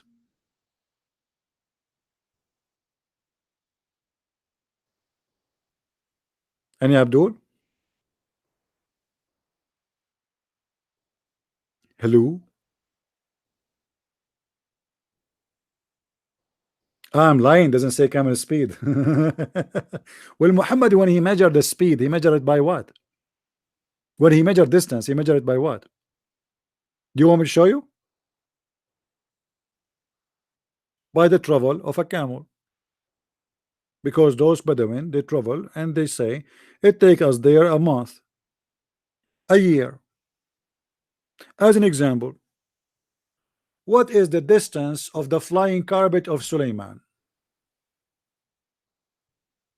Anyone remember? Who remember the flying carpet of Suleiman?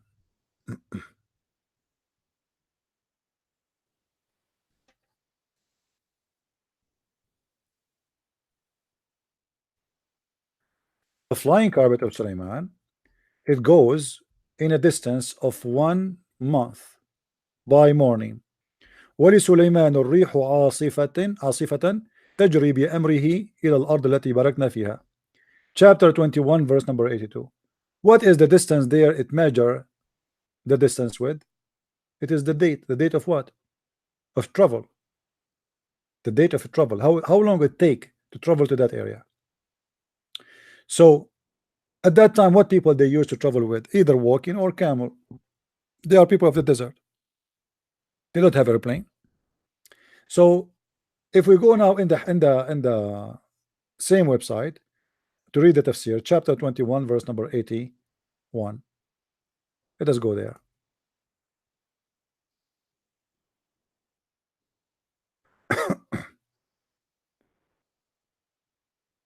Okay, 81, here we go. This is Ibn Kathir interpretation again. This is not my interpretation, so Muslims don't say I'm making things up. I know you. Okay, then you will see here. Where is the story of the wind? Here we go.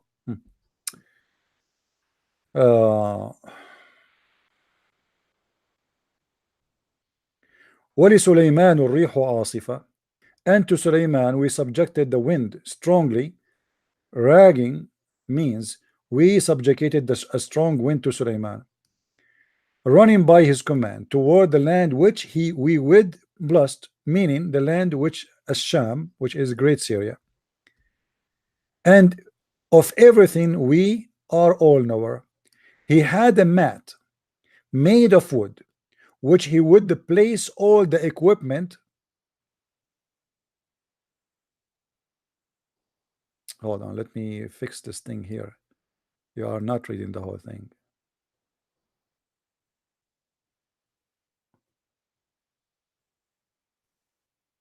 Is it better now?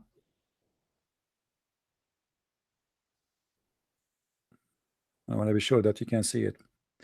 Anyway, so he had a mat made of wood, on which he would place all the equipment of his kingship, horses, camels, tents, and troops. Then he would command the wind to carry it. This is a very true story. My grandfather, he used to own the same kind of carpet, and we used to fly, all of us. We used to go every weekend to Las Vegas. We jump in the flying carpet, we put our donkeys, our the camel, all the Arabian stuff, all the Arab stuff. So was side belt, all the Arab needs. As you know, I am an Arab. So like this is what we take with us. Like we would go a trip, we take our side belt, we take C4, I mean all sandwiches, all the sandwiches. So we take all the kingship with us, and then we jump in the top of the flying carpet, and then it take by noon time the distance of a month. Month of what? Travel by camel. So this guy, he fly to go from a place to place. By noon time he arrive. It's a distance of a month.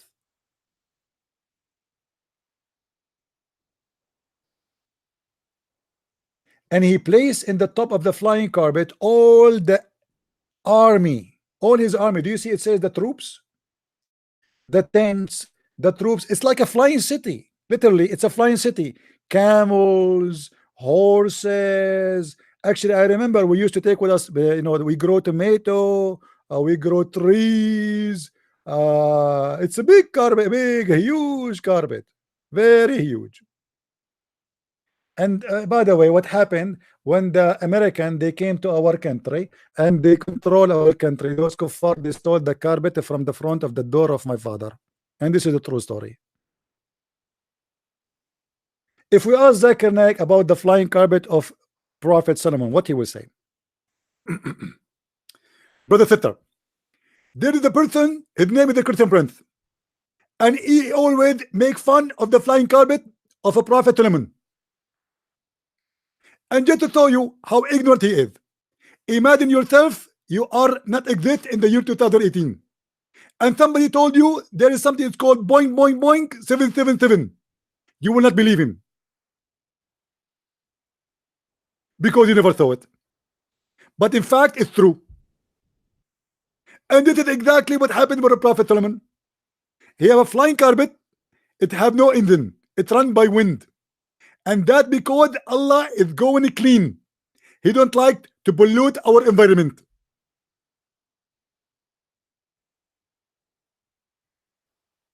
No alcohol, no fuel, nothing, brother.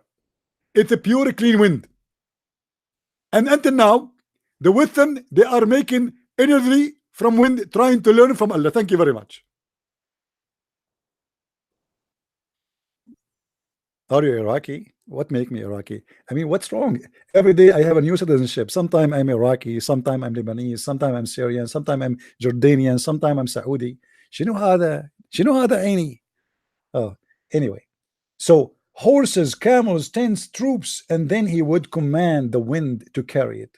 I love that. Guys, do you know how much money I spent in my last trip? A lot of money. If I have the command of the wind and I can fly in a flying carpet,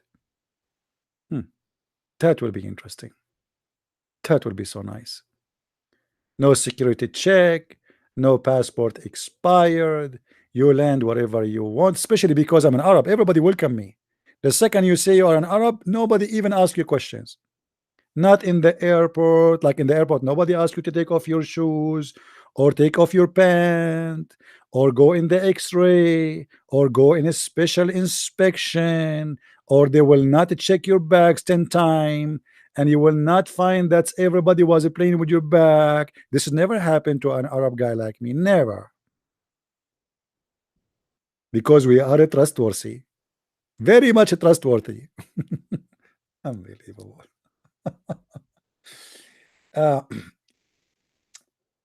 And he would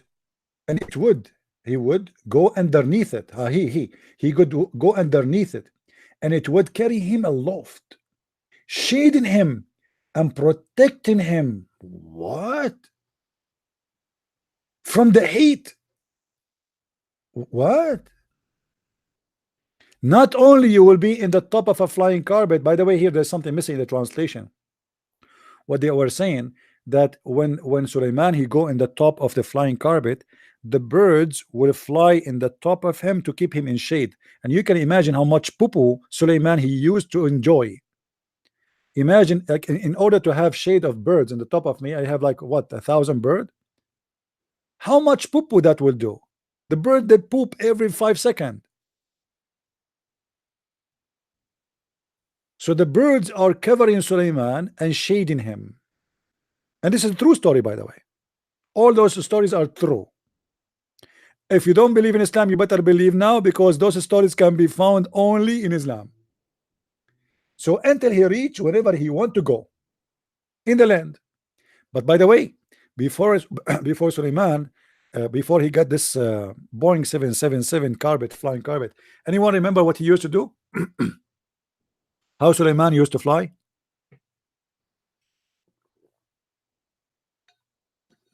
Anyone remember? Why Suleiman he got the flying carpet? Anyone remember? I'm serious. Why he got it?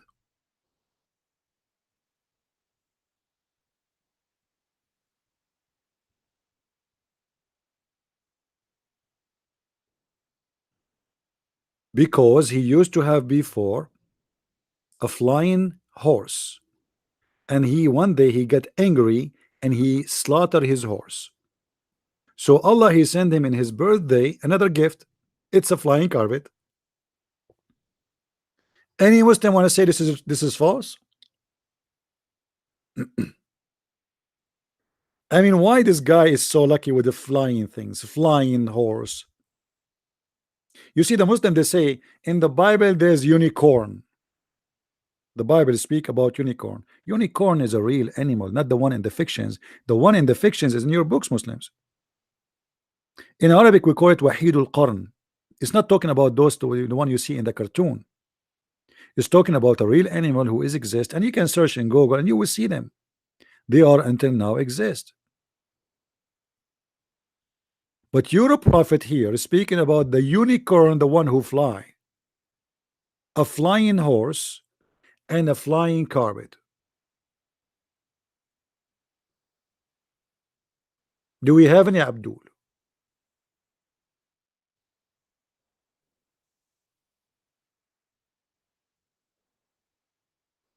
All those stories, Muhammad, he got them from the stupid stories of the Jews, the legend of the Jews.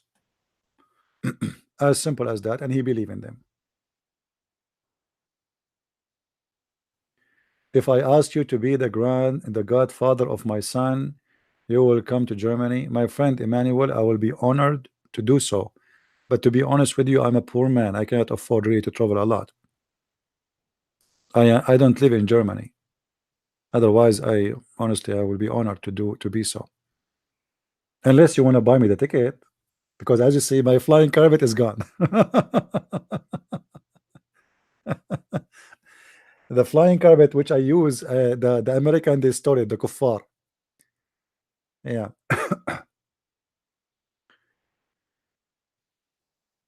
Do we have any Muslim?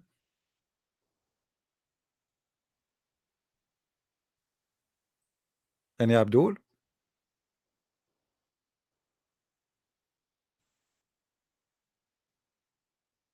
No Muslims, that's it?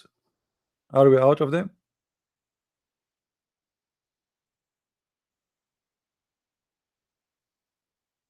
Yeah, this is what they believe. They believe that Sulaiman, one day he got upset, so he slaughtered his horse.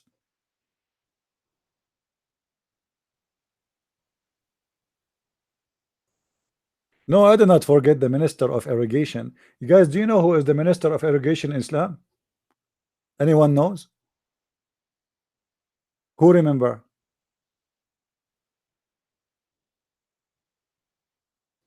Let me show you. The Minister of Irrigation.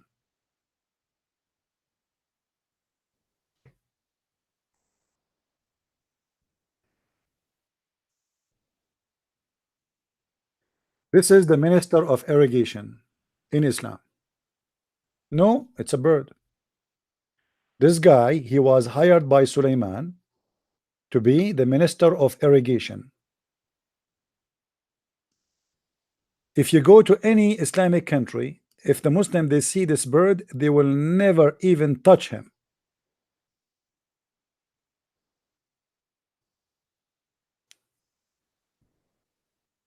They think that this was Al-Hudhud, which is the Minister of Irrigation for Prophet Solomon, who hired by Allah. And this guy, he went all the way, and then he found for Sulaiman the Queen of Sheba, who have no hair in her legs. So he was full-time Minister of Irrigation, part-time womanizer, or dating business.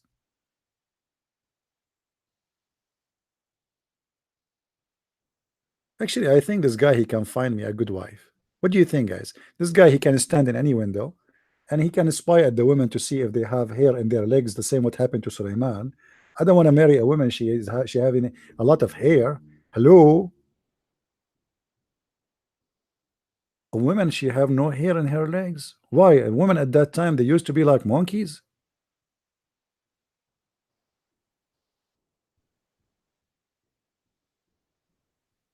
Any Abdul?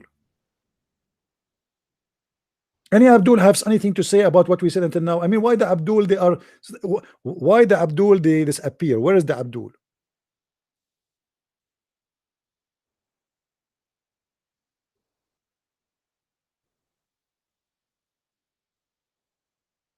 Anyone?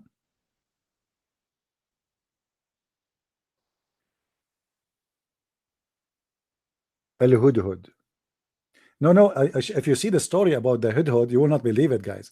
Like Suleiman, he is a king, but he is a king who have an army of birds. Have you ever heard of an army of a chicken? General Chicken, Brigade of Chicken, Sergeant Chicken, Sergeant Rooster. Okay.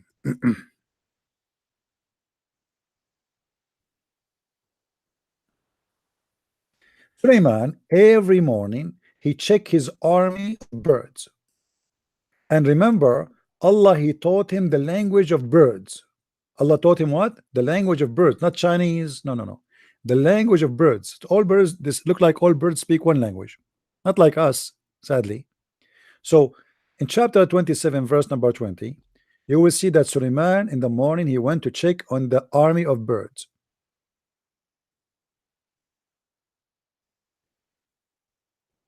He took a muster of birds and he said, why is it I see not the hobo? What a horrible news. Prophet Suleiman is checking his army of birds and he did not find, he found one bird is missing. How dare you?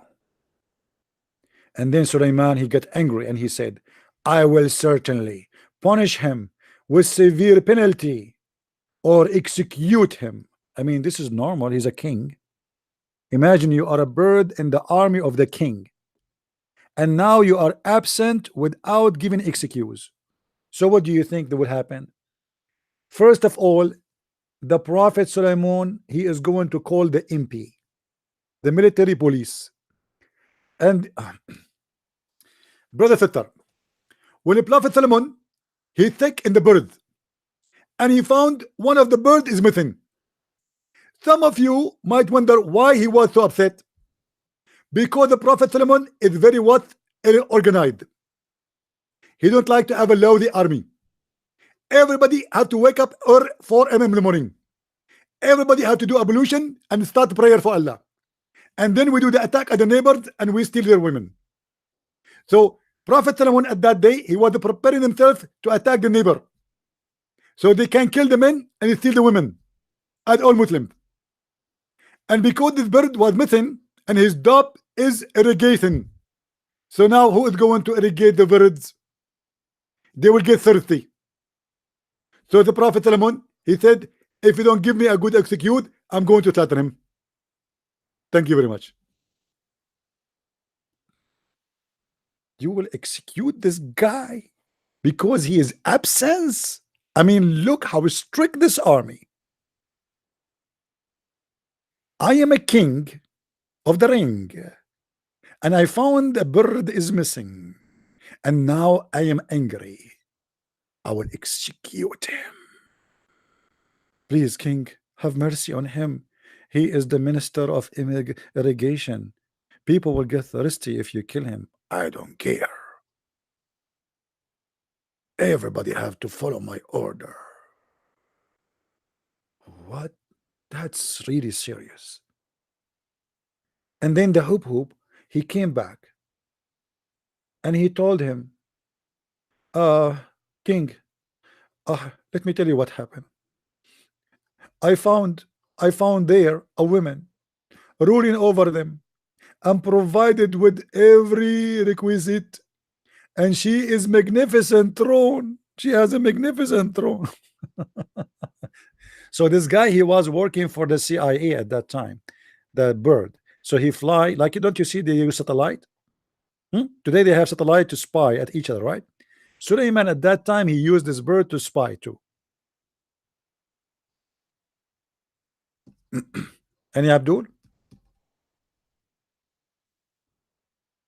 I mean, how in the world you people are not converting to Islam yet? Don't you have enough? No, but you know the funny, you see the funny thing about Islam, stupidity is amazing. You see here, it says that Allah, he taught him the language of the birds. But then just a few verses before, you will see that Suleiman, he was listening to the ant. We forgot to talk about the ant. Guys, in the Middle East, and this is a true story. Let me show you. And before Solomon were marched his host of jinn and men and birds. So his army is what? His army is a tree army. Army of genie, army of a human, army of birds. Yes, army of birds. And they were kept in order and ranks, so they are going in line, like you see in the cartoon. Like they are walking like in line, ranks. Unbelievable, unbelievable. Army of jinn, army of men, army of birds, and all of them, they are walking in ranks. They are marching. And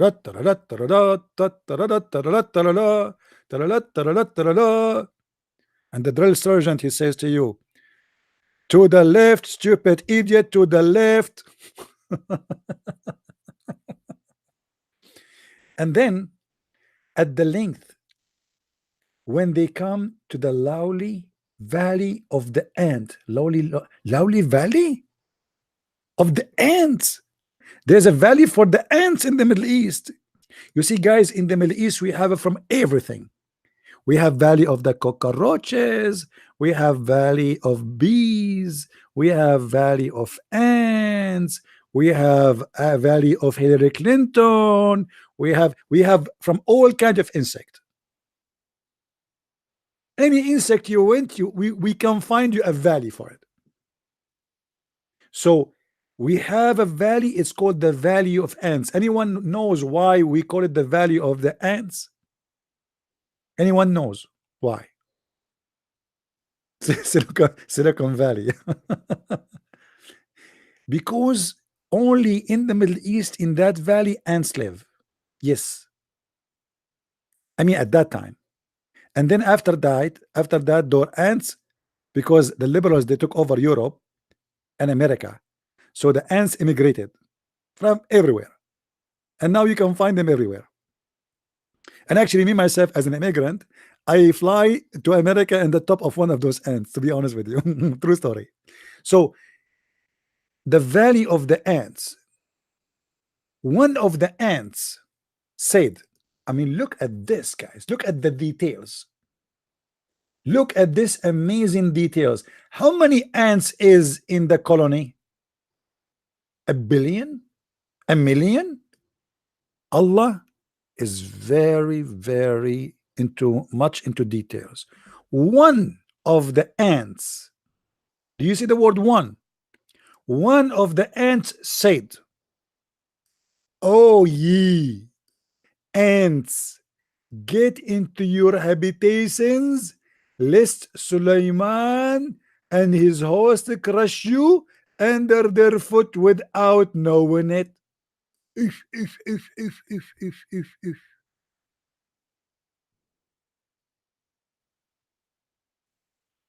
One of the ants said that.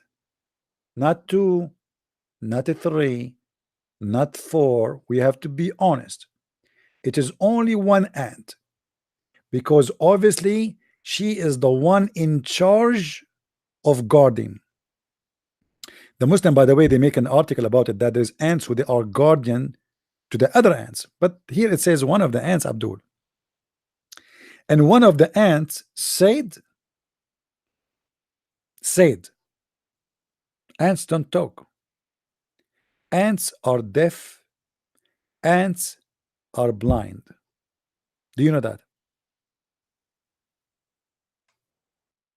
Actually, sorry, they are deaf and they are mute. They are deaf and they are mute. So how the ant, she said what she said, and then the Quran make more poo-poo, said, so he smiled, amused at her speech. Speech? Solomon, he heard the speech of the ant. If. This guy, he can hear an ant. I mean, how strong his hearing is. But ants don't talk. You see, for sure, ants talk. I mean, all creatures, they communicate. We can call it talk, but they don't really talk. Their communication, their talk is not by saying words. They communicate in two ways, either vibration or chemical.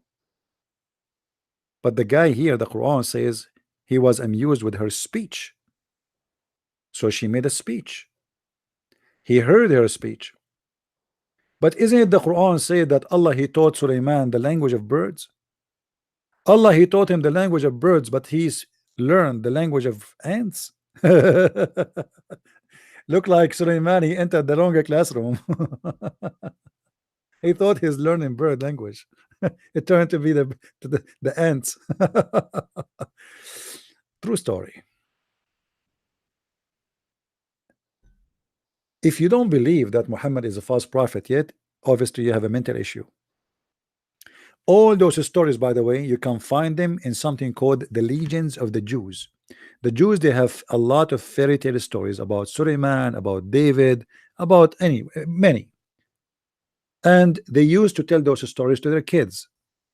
Muhammad, because he's a false prophet, he took them and he put them and he claimed that Allah told him to say those stories.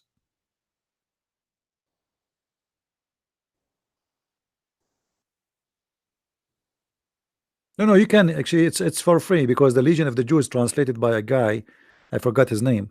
It's not like a copyrighted, I think. So it's legally for free. You can download it from the internet. Just search for it. It's called the Legion of the Jews, and you will find the story, the exact story of the ants. You will see it there.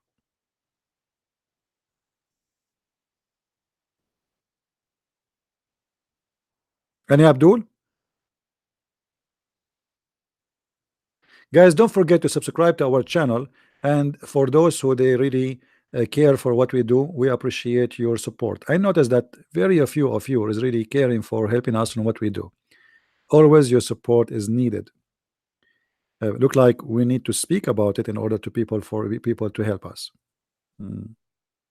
I don't like to talk about it, but we will see.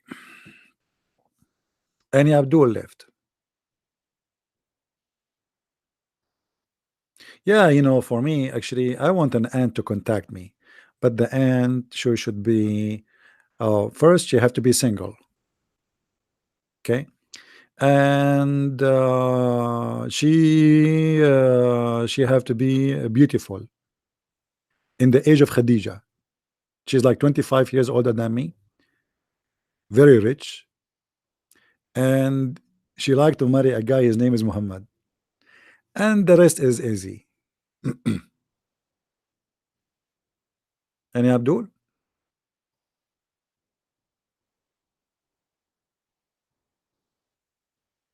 Where is the Abdul? So we got one Abdul today. That's it.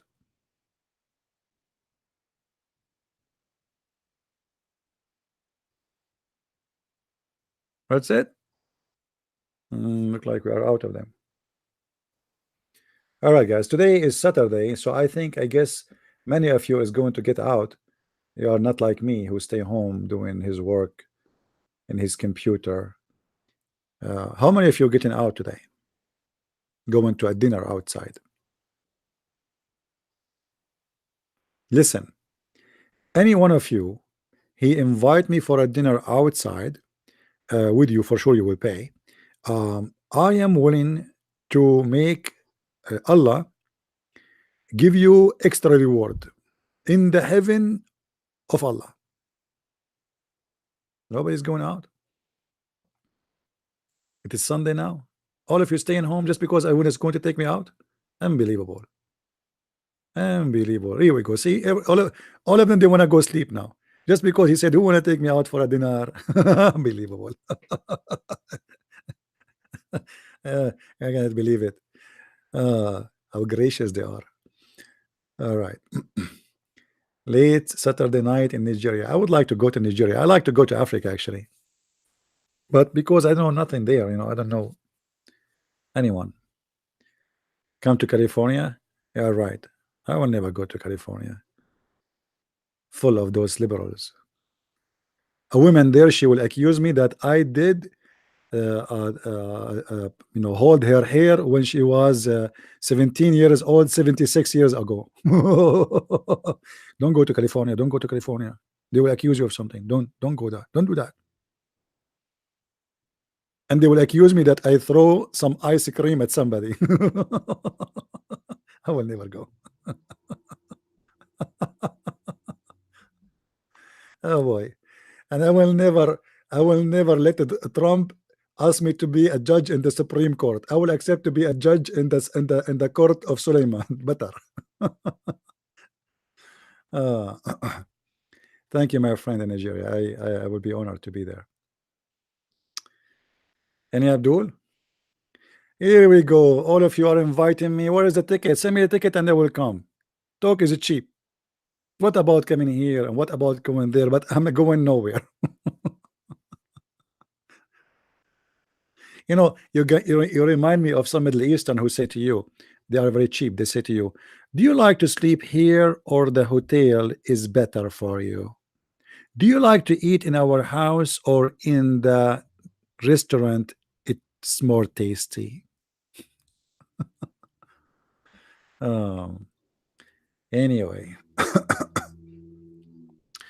Any Abdul?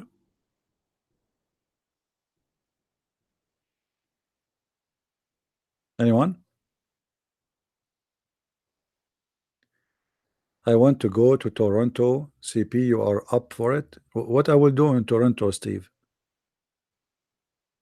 Last time I crossed the borders to Canada, they took off all the inside of my car.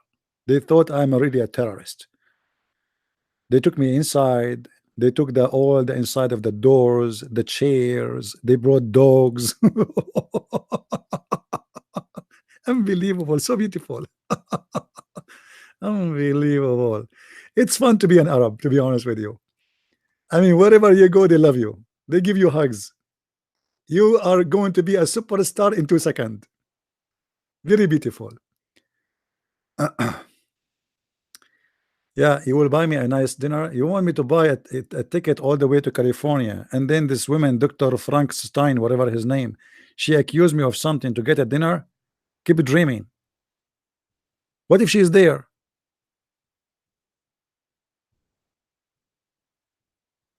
Unbelievable. You have some questions about reference in my books? No problem. But isn't it the reference there?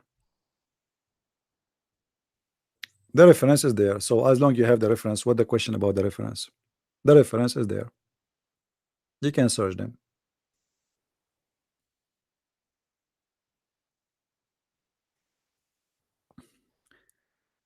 Any Abdul?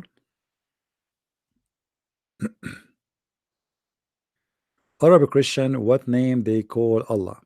Well, you know, Arab Christians today, because after the occupation of the Muslims of 1400 years, they use the word Allah when they speak about God.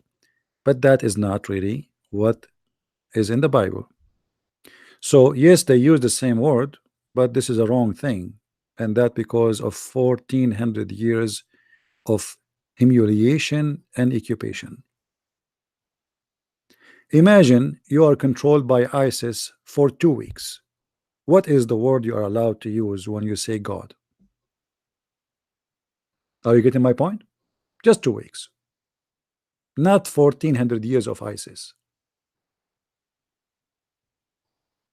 Actually, you can get my book in French, yes. Just search for the Le Secret du Prophète Arabe. It's the same book in French. Le Secret du Prophète Arabe.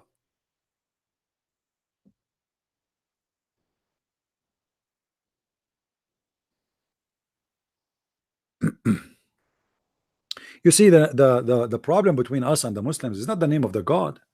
Let us say the Muslims, for the sake of argument, they change the name of their God. They call it Jesus. Let us say assume, but still it's not the same one. Do you understand? Our problem with Islam is not the name. You see, in Arabic, I call Jesus, I call him Yeshua. In Hebrew, Yeshua. In Arabic, I say Masih. You say Messiah. So in some other languages, even the name change a lot, but still it's the same person, even though the name is not the same. But in Islam, the name is not really the problem. The problem is everything in this cult have nothing to do with our God.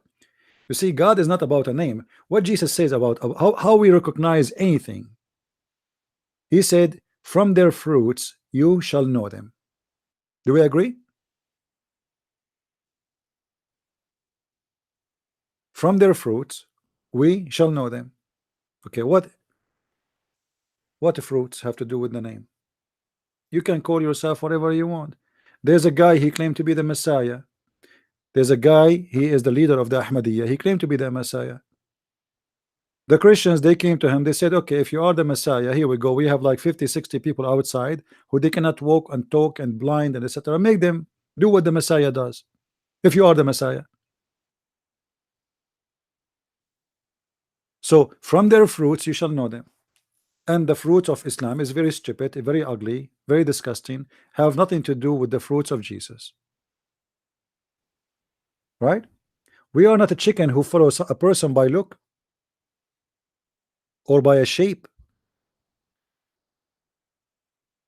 We recognize our Lord not by a name. Actually, if you read the whole Bible, there's no names for the Lord. When Moses asked the Lord, what I will say to my people, who are you?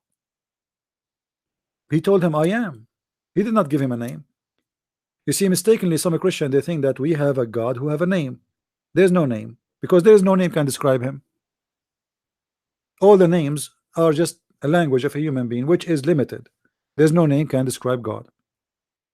But he is known, and he came to us in person. So we are not the same as the Muslims who never know who is this God, what he is about, what he can do, what he cannot do. We know the God. He came to us in person. He lived between us, and he is right now with us.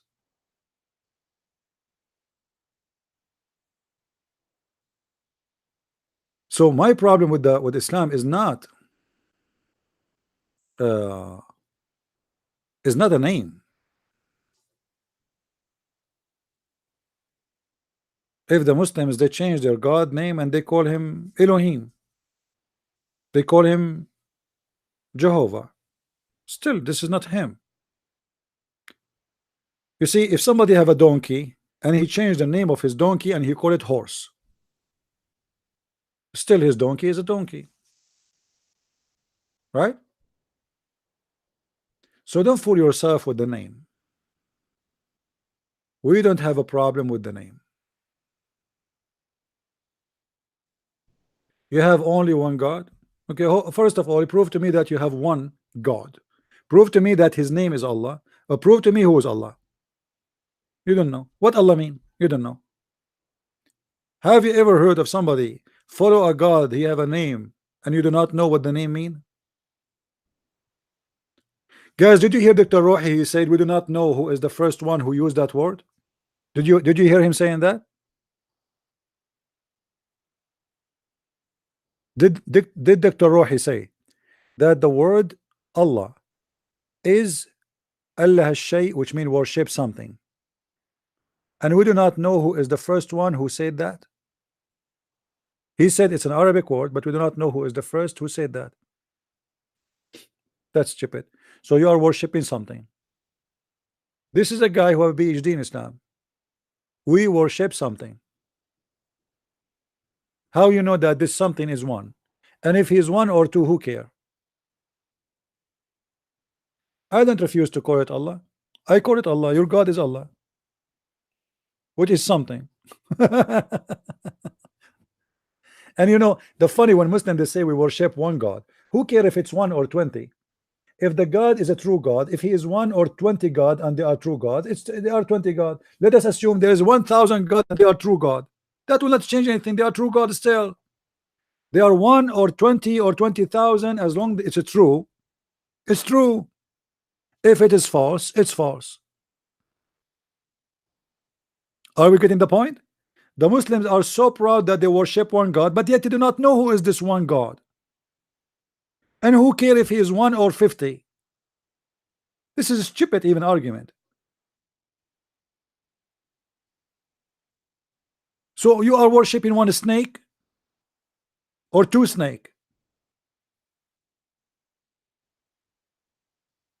And what a big deal. The Egyptian before you worship one God, the Christian worship one God, the Jews worship one God. So what? What does that mean? This is nothing to be proud about. If God is one, he's one. If he is two, he's two.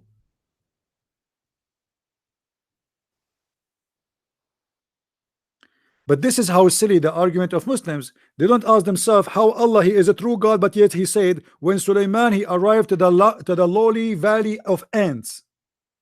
So you have one God who telling us that there is a prophet, he was speaking and he hearing the ants talking. That ants don't talk and they don't speak. They are mute. And he was amused with her speech. This is the God you are talking about, who you worship? Is that him?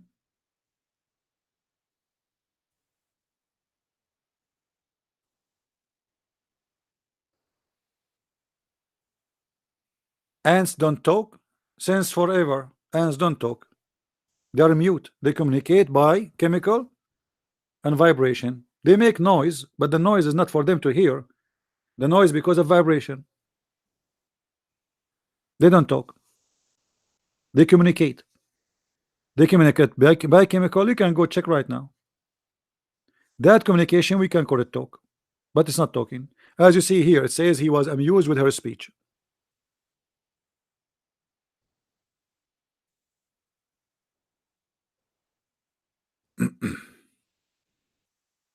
Who is a Muslim would like to call me?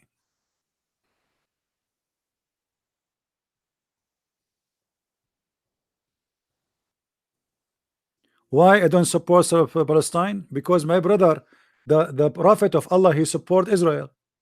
Can you show me one place your God Allah in the Quran he said Palestine?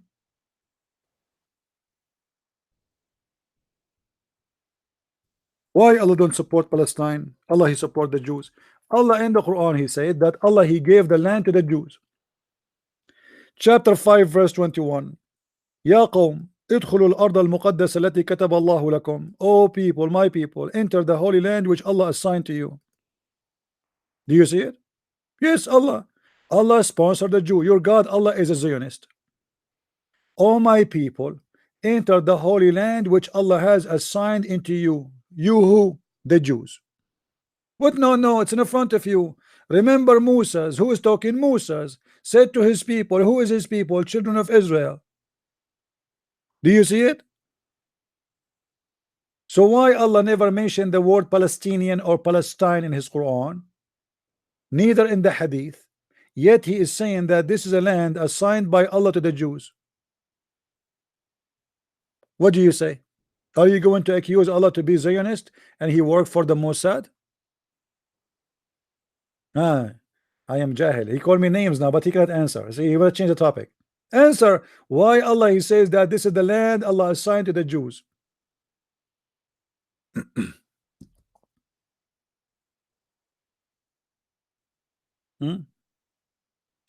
I am Faris CB and it is my 5th time or 6th you guys block me. Who is Faris? Are you the guy who said to me the Torah is not the book of Allah? I have no time for kids.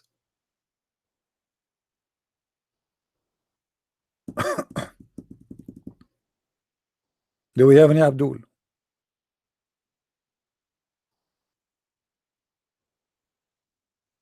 What kind of God? He, if you read this verse, by the way, those verses, Allah he told Moses to go and kill all the Palestinians. Do you see it? They refused to go and assault the Palestinian, but among them, Allah-fearing men, 2 Jews. There's 2 Jews. They were Mujahideen, ISIS, whom Allah bestowed His grace. They said, assault them at the proper gate. Allah is praising the Jews who want to kill the Palestinians. Do you see it? Do you see it? Allah saying that those who want to assault the Palestinians and kill them, Allah called them 2 whom Allah bestowed His grace on them. Do you see that? Why Allah is praising the one who want to kill the Palestinians? This is Quran. Is Allah a Jew?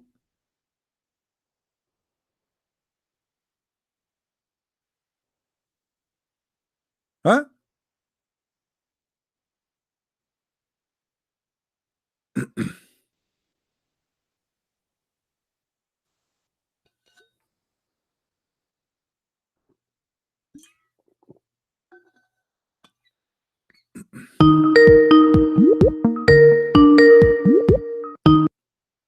Hello.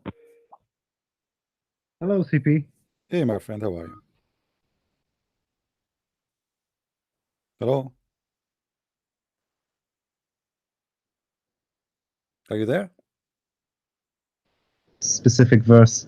Can you say Yeah, I lost you. yeah. I I went to the highest authority on Islam in Egypt Okay. to ask about. I went to the website and they gave, there's a number and it says toll free, and you request a fatwa, and I asked them for the tafsir for this one. Funnily enough, I gave them all the details and I requested a fatwa, and they ripped me off and they never gave me a fatwa. They never gave me the proper tafsir. Like the Quran, he said, "Intaziru wa antaziru ma'akum." Intaziru. Wait. It's going to come yes. one day. It's going to Yes. come one day. You know. Anyway, I mean the verses are clear. Allah here Very clear is insulting and the if you Jews for not killing the Palestinians. He don't like them. He said they are coward. They are bad. They abandoned Moses to go and do jihad against the Palestinians. He is praising two men who agreed to attack the Palestinians. Yes. Also, I checked some of the tafsirs for this, like on my own, and they give really stupid excuses for the matter. Like, for example, that the promise that God gave them to enter the land was only for a temporary period of time, and that somehow justifies this becoming a Palestinian land. Can you see how? No, you see, I debated many Muslims before about this. They say at that time the people there, they were pagans, so it's okay to kill them. This is the logic of the Muslims. So it's okay to kill a pagan. Yeah, because those Palestinians, very logical. Those Palestinians, they are Muslims at that time, so it's okay to kill them. But now you have no right to kill them because they are Muslims. They have protection of Allah. This is the hypocrisy of the Muslims. Yeah, you can kill anyone who's not a Muslim, but if you kill a Muslim, the whole world, the whole Muslim world falls apart. Yeah, you can kill a Muslim if he is just from other sect. It's okay, like because Muhammad, he allowed Muslims to kill each other anyway. Yeah. If he's a Shia, yes. If he's a Shia or Alawi or all these people, you can kill. Not only a Shia, the Quran confirmed that if there's two sect of you have a dispute, and support the one who is right. But Muhammad, he never said who is the one who is right. Everybody says I am the right one. So now the Sunni themselves, they kill each other. You know, the Sunni, they kill a lot of Sunnis, not only Shia. Because anyone, as an example, if you go right now, yes. as long as you are searching about fatwa, you can go and search right now for the ones who claim that the Quran is created. There's many Sunnis, they believe for some time that the Quran is created. The Muslims, they issue fatwa until now that anyone believe that the Quran is created, he is a kafir and should be killed. And from the time of Muhammad, there is many incident of people who were slaughtered for believing that the Quran was created. This is why, like, you know, there's a group, they call them Al-Mu'tazila, you know. So yeah. The second you just disagree about an opinion, the majority, they will kill the minority. And if the majority in this place became minority in different place, they themselves, they will be killed. As an example, in certain time, Egypt used to be what? You know? Do you know what Egypt used to be? A Christian nation. No, before, I mean after. When Islam took over, became Shia. It became a Shia? Yes, the Fatimiyyin. Right. So the Shia controlled Egypt for a long time. During that time, if you are a Sunni, you are a potato there. They will kill you. Suddenly, the Sunni took over. The king became a Sunni. Everybody transferred into Sunni overnight. Where the Shia? What happened? Have you ever heard of a nation? The whole nation changed overnight. Because this is not really people who convert because they are, you know, convinced, but because when you put the sword in the neck of people, they change overnight. Yeah. The king is Sunni, they are Sunni. The king is Shia, they are Shia. Who care? They want to live. People, they are poor, they want to live. If there's anything else, my friend? Yes. I wanted the actual sources for Muhammad's name being Qasim and not Muhammad. Yeah, you can find that actually in many sources. You speak Arabic, right? Yes, I do. Yeah, you can search Nabi. There's an article written by Dr. The Tunisian writer. Right. You can go and but if you can get the article, he gave a lot of source actually, and if you can get his book too. However, this is exist in Ibn Kathir. This exists in many places. That what happened that the grandfather of Muhammad, he used to have a child before Muhammad. Remember Muhammad, he is an orphan, right? He is supposedly an orphan. All right, which is what they say. However, his grandfather, he have a son, which means this is the uncle of Muhammad. He have an uncle. Yes. His name is Qasim, and Qasim, he passed away. So the Arab, what they used to do, the first baby is born after the one who passed away. They name him by his name. So he caught the name of his. He got the name of his uncle, Qasim. Yeah. Anyway, the Muslim, they say this is not true. Many of them, but for sure there's a lot of evidence about that. And in the same time, the stories of the Quran and Muhammad confirm that this is not his name. Because if Muhammad's name is Muhammad, why his name in different verse in the Quran is Ahmad? Why it is Mustafa sometime? The name of a person, that is not a name. That is an adjective, not a name. It's a title. He praised himself that he is Muhammad. Simply, he was a person trying to replace Jesus. He's trying to be Jesus of today, of his time. So he is the praised one. People before it's a very intricate and very well made system, to be honest. If Muhammad really came up with this on his own, then I really think that he has like enough intelligence to do something like that in his time. Don't you think? It's not about intelligence. Sometimes you can be a stupid and you became a king because opportunity is coming. He said the right things in the right time. No, it's not actually. It's not even the right things in the right time. About he said no. It's about if you go and see how Muhammad he became what he became. Muhammad was rejected by all the good ones. The one who joined him, it was the gang. Al-Ru'a, yes. So the mercenaries. Missionaries mercenary they join him. And he start attacking. He's a gang. Even the Muslim agree. He attacked the caravans. He steal the clothes and the food. This is what he is. What does this have to do with the Prophet? All in the name of Allah. Yeah, and almost he was destroyed. Actually, almost he was destroyed. But it was his luck, and things work in his side. The Arab, they were not united against him, so he was able to be successful somehow. And in the same time, the Persian and the Roman, they were fighting each other for more than 300 years, and both they are exhausted, totally exhausted. So Muhammad, when he finished with the Arab, he found nobody to stop him. The Persian are gone, the Roman are so tired. They've been victorious, yes, but don't have more men to fight. You see, remember in the Quran the chapter of a Roman where it says that the Roman they've been defeated, right? So the Roman, obviously they are not in good shape. They just defeated, and then after a few years defeated the Persian, which means both of them, they are really exhausted. They are defeating each other because both of them, they are almost, it's like two guys are fighting for 300 years and they have no energy left. So Muhammad, he came in a perfect time where both of them, they are sitting in the side of the fence and they cannot move. So he came in a perfect time. So it was how unlucky for the world. Yeah, that's what happened. So he came in a perfect time for him, and this is what happened. This is what happened. The devil support evil. But the kingdom of Muhammad did not really live long, because you see, if you read the history, you will see that Islam is gone since the beginning of Muhammad, because after that it was hijacked by families and businesses.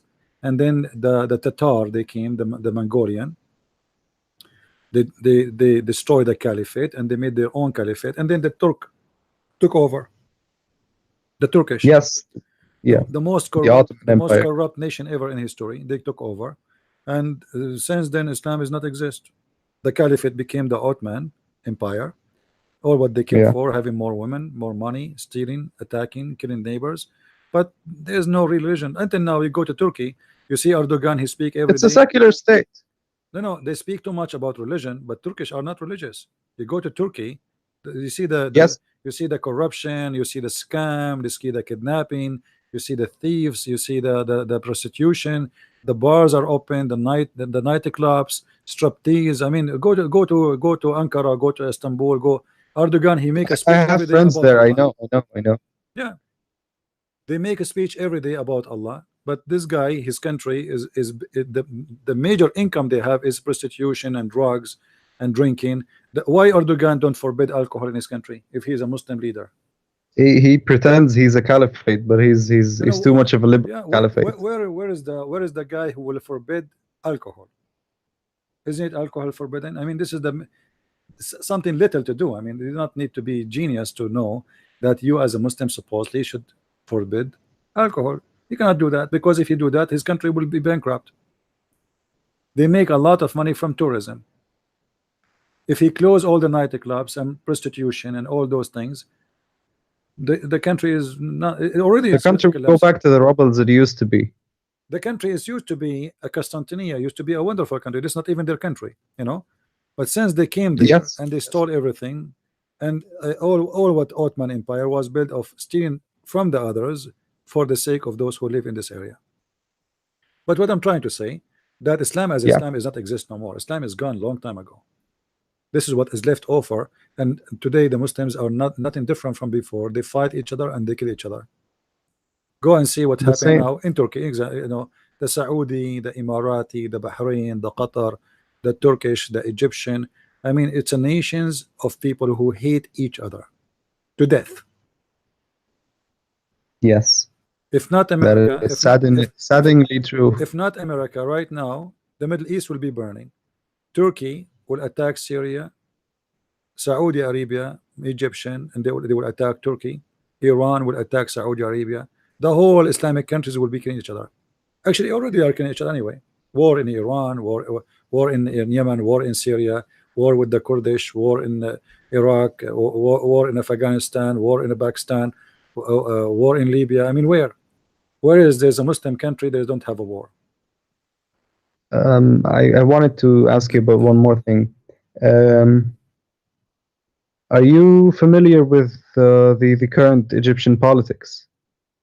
No, not really. And I don't really. I just wanted to ask you about like the president. What do you think of him? I think all of them the same garbage. This is the Middle East, my friend. Okay. This is the Middle East. It's a you know, it doesn't matter how they try to color themselves as to look like nice, to be moderate. At the end of the day, all of them, they are racist. You know? Very. Yes. And they discriminate you. They always find a way to discriminate you. You know, if you are black, they discriminate you. If you are not an Egyptian, they discriminate you. If you are an Arab discriminate Egyptian. Egyptian discriminate Arab. You know, the Middle East. All of it is messed up. This is why I don't like to live there. Actually, to be honest with you, I don't like to be there. No one likes living there. And even in here in America, I don't associate with Middle Eastern because they don't change. Even those who live in USA, they are racist. They are racist. You know, like it's not a secret. You go right now and search. You will find that the most ugly behavior toward black people you find in the Middle East. Go to Algeria. Algerian, they are African, but yet they treat I've seen it in my own country. Yeah, and they treat the black people as they are slaves until now. And in Libya, they are now having thousands of slaves in Tunisia. If you know, go and see what they are doing to them in Tunisia. If you are a student from Africa coming to Tunisia, they treat you like garbage. They humiliate you. They beat you in the street. Same in Morocco. Same in Algeria. Those are I've seen it. I've seen it here in Egypt. Yeah. See. So you know, it's a race. They are racist, and they always find a way to discriminate you. So you are a Christian, we will discriminate you. If you're not a Christian, we will find different else. You know, something else. You know, they always find some small minority that they have to push around. They have to abuse you somewhere, and they try to find a way to abuse you. The point is how we can abuse you and suck your blood. You know. Yes. So if you are not from a big tribe, we abuse you too. You know, if you are a poor, we abuse you. So let us say you are a Muslim, so he's not a Christian. We can't abuse him for being a Christian. He's a Muslim, but he's not from high class family. We can't abuse him. He's a poor guy. Everybody abuse everybody. Everybody steal from everybody. Middle East is hell. It is a hell. You have to be from a powerful family to live a nice life in the Middle East. Otherwise, Yes. you are no one. Yes. If you are from a powerful family, you live like a king. You can go buy your car over somebody in the street and nobody will arrest you. Nobody even will talk about it. That is saddeningly true. Yes.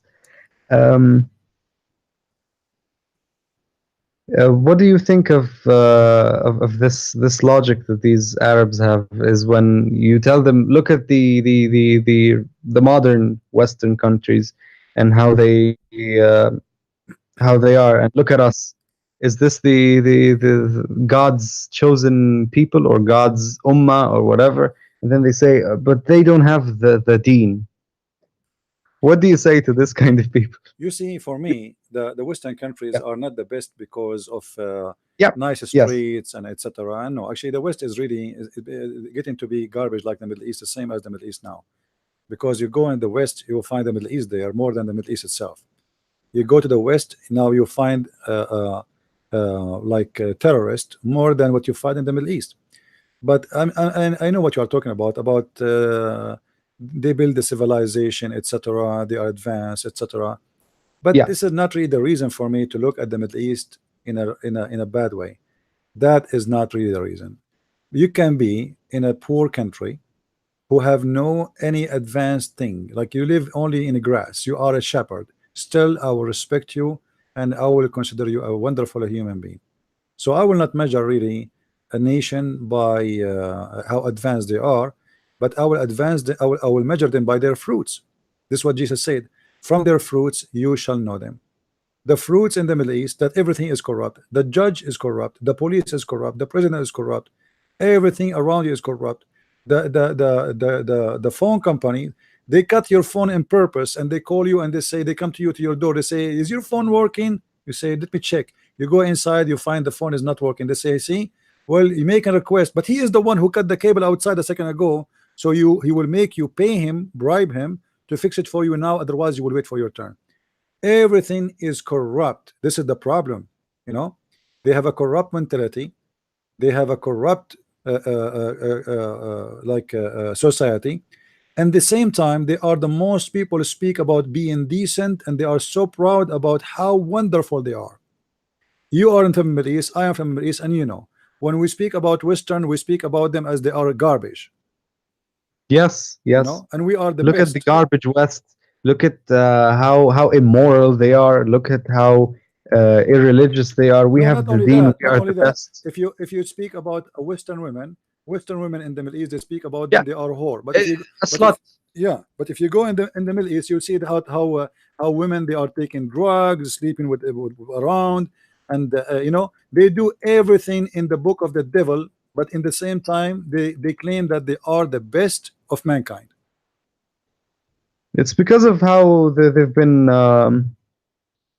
What's the word? You know, they've been kept away from these things, and they finally found the chance to do it. So Yeah, but you know, I'm saying it's a society of hypocrisy. Everything is hypocrisy. The in the Middle East, in the culture of the Middle Eastern, if you are a male, you can go sleep out, your mother knows, your father knows, and nobody will be upset. If you are a girl and you do the same as your brother, they will you'll be go slaughtered. crazy, you know. And this is why everything is done under the carpet. Women, they go sleep around, men, they sleep around. Number one product in the Middle East for women is virgin again. All women, they go sleep around, and then before they get married, they buy a product. It's called virgin again, where women, she inserted somewhere, and in the wedding night she claimed that she is a virgin, and then the husband, he will see the blood, and he will be proud that his wife, she is a decent woman, but in fact his wife, she did what nobody did before. There's a woman, her name is Foxy. Anyone remember her video, guys? Anyone remember the video of Foxy? This is a stupid Canadian woman who converted to Islam, and then she started living with the Muslim, and then she made a video to speak about the virgin. She is upset because they keep talking about you have to be a virgin, you have to be a virgin. And then she said, Muslim women, she go in the library, they go under the table, they do it. I'm not going to say the language she is saying, very dirty. They sleep with everybody, and then they do it everywhere except there. And then they claim to be virgin, but they are not virgin. So this video, I advise people to watch it. If anyone have it, please post it in the chat. I think it was called Foxy.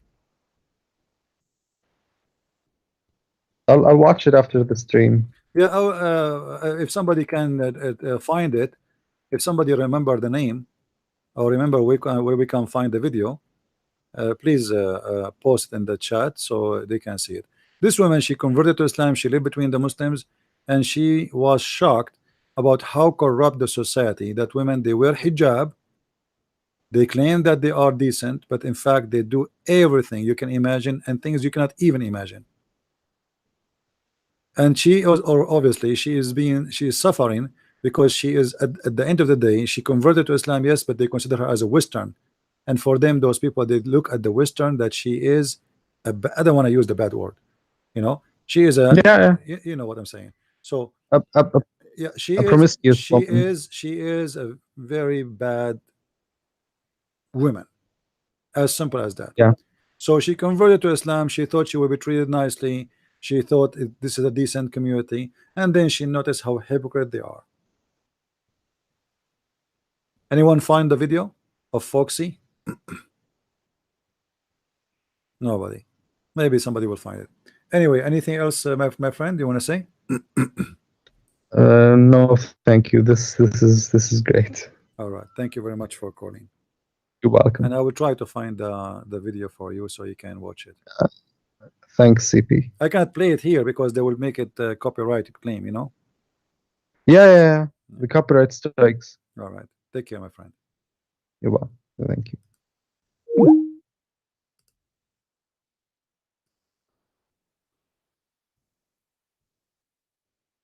Let us see. I think her name was Foxy.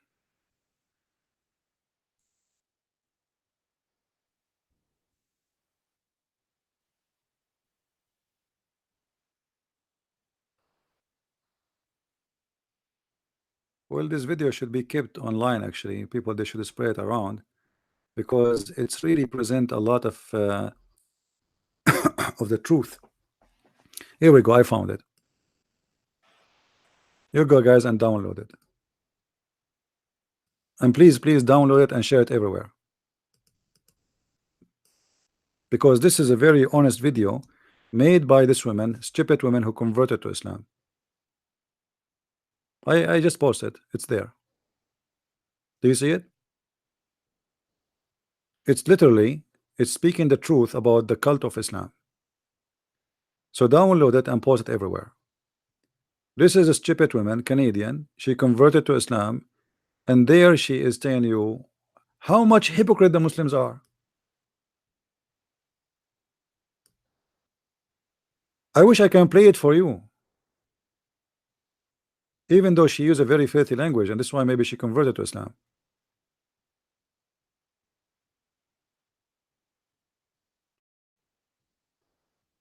This site cannot be reached. What do you mean cannot be reached? You could not open the link, guys?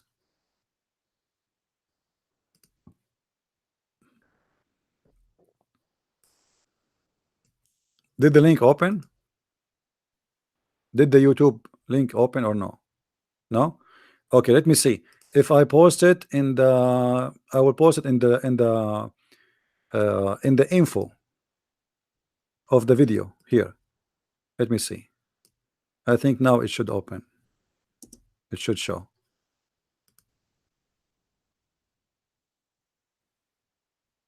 Refresh the page. Leave the YouTube. Refresh your page, and tell me, do you see it?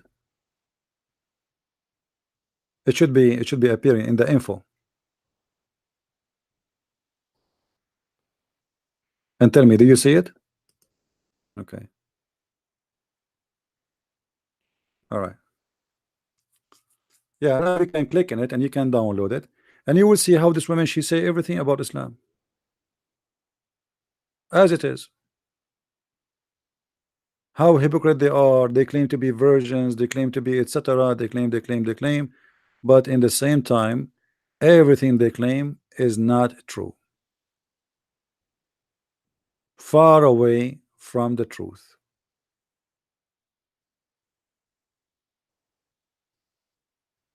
But nothing new.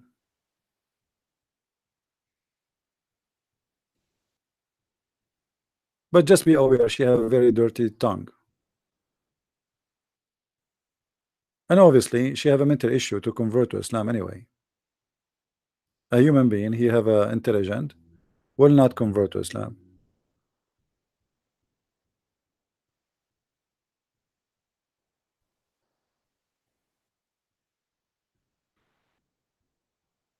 And this is why those videos should be spread all over, so people they can see that they say a witness from inside, from indoor.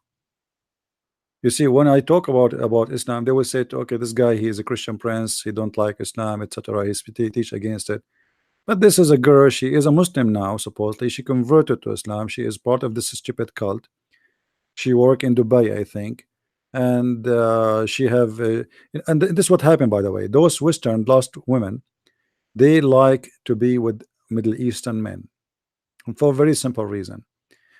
When a woman, she is from the West, she go with Middle Eastern man, he spend his money on her. Not like Western men who they, talk to you equally. Like we go to the restaurant, 50-50. We go to the movie, you pay 50-50. We share an apartment, we pay 50-50. Middle Eastern man, he have the mentality that he is the male and you are the potato. So he have to pay for everything so he can control you. It's not because being good, but because he like to be in control. If it's 50-50, it's mean we have to share our opinion 50-50 too. We have to make decisions 50-50 too. Right? And that is not what he like. Some people, they think that because he is generous, this is not about generosity, this is because he like to own you. This is why they don't like the women to work, so he can have full control of her. It's not because he is generous. You don't work, you will be fully dependent on him. As simple as that. And then you cannot make him angry, because if you make him angry, you become homeless. You have no job, you have no work, you have nothing to do. He control your life. So you will think 1,000,000 times before you leave his house or you leave his command. So those women who they are lazy, they like to have gifts, they like to have somebody spend their money on them. This is why they go out with Muslim men.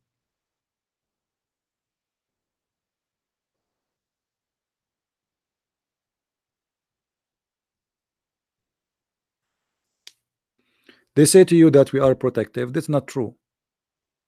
They like to own you, my friend. They are like a property. It is a property business. He own you. A person who trusts you, he do not need to be protective to the point he watch over you what you are doing. He will be scared that you will see someone and talk to someone because simply he don't trust you. He own you.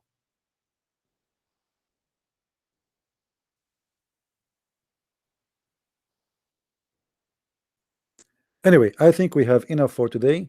I hope today, guys, you have a good time. And for those who download my videos, you can download the whole video. And maybe it's better if you cut where we finish with Dr. Rohi and make it as a full video debate with Dr. Rohi for today and name it Who is Allah? Dr. Rohi versus a Christian Prince. And for sure, as usual, Muslims defeated the Christian Prince as usual, as always. Thank you very much, my friends, for being here. May the Lord bless you all, and I wish you the best of time with your family and your friends in this blessed weekend. Christ is Lord, and Islam is false. And we see you soon again. Thank you.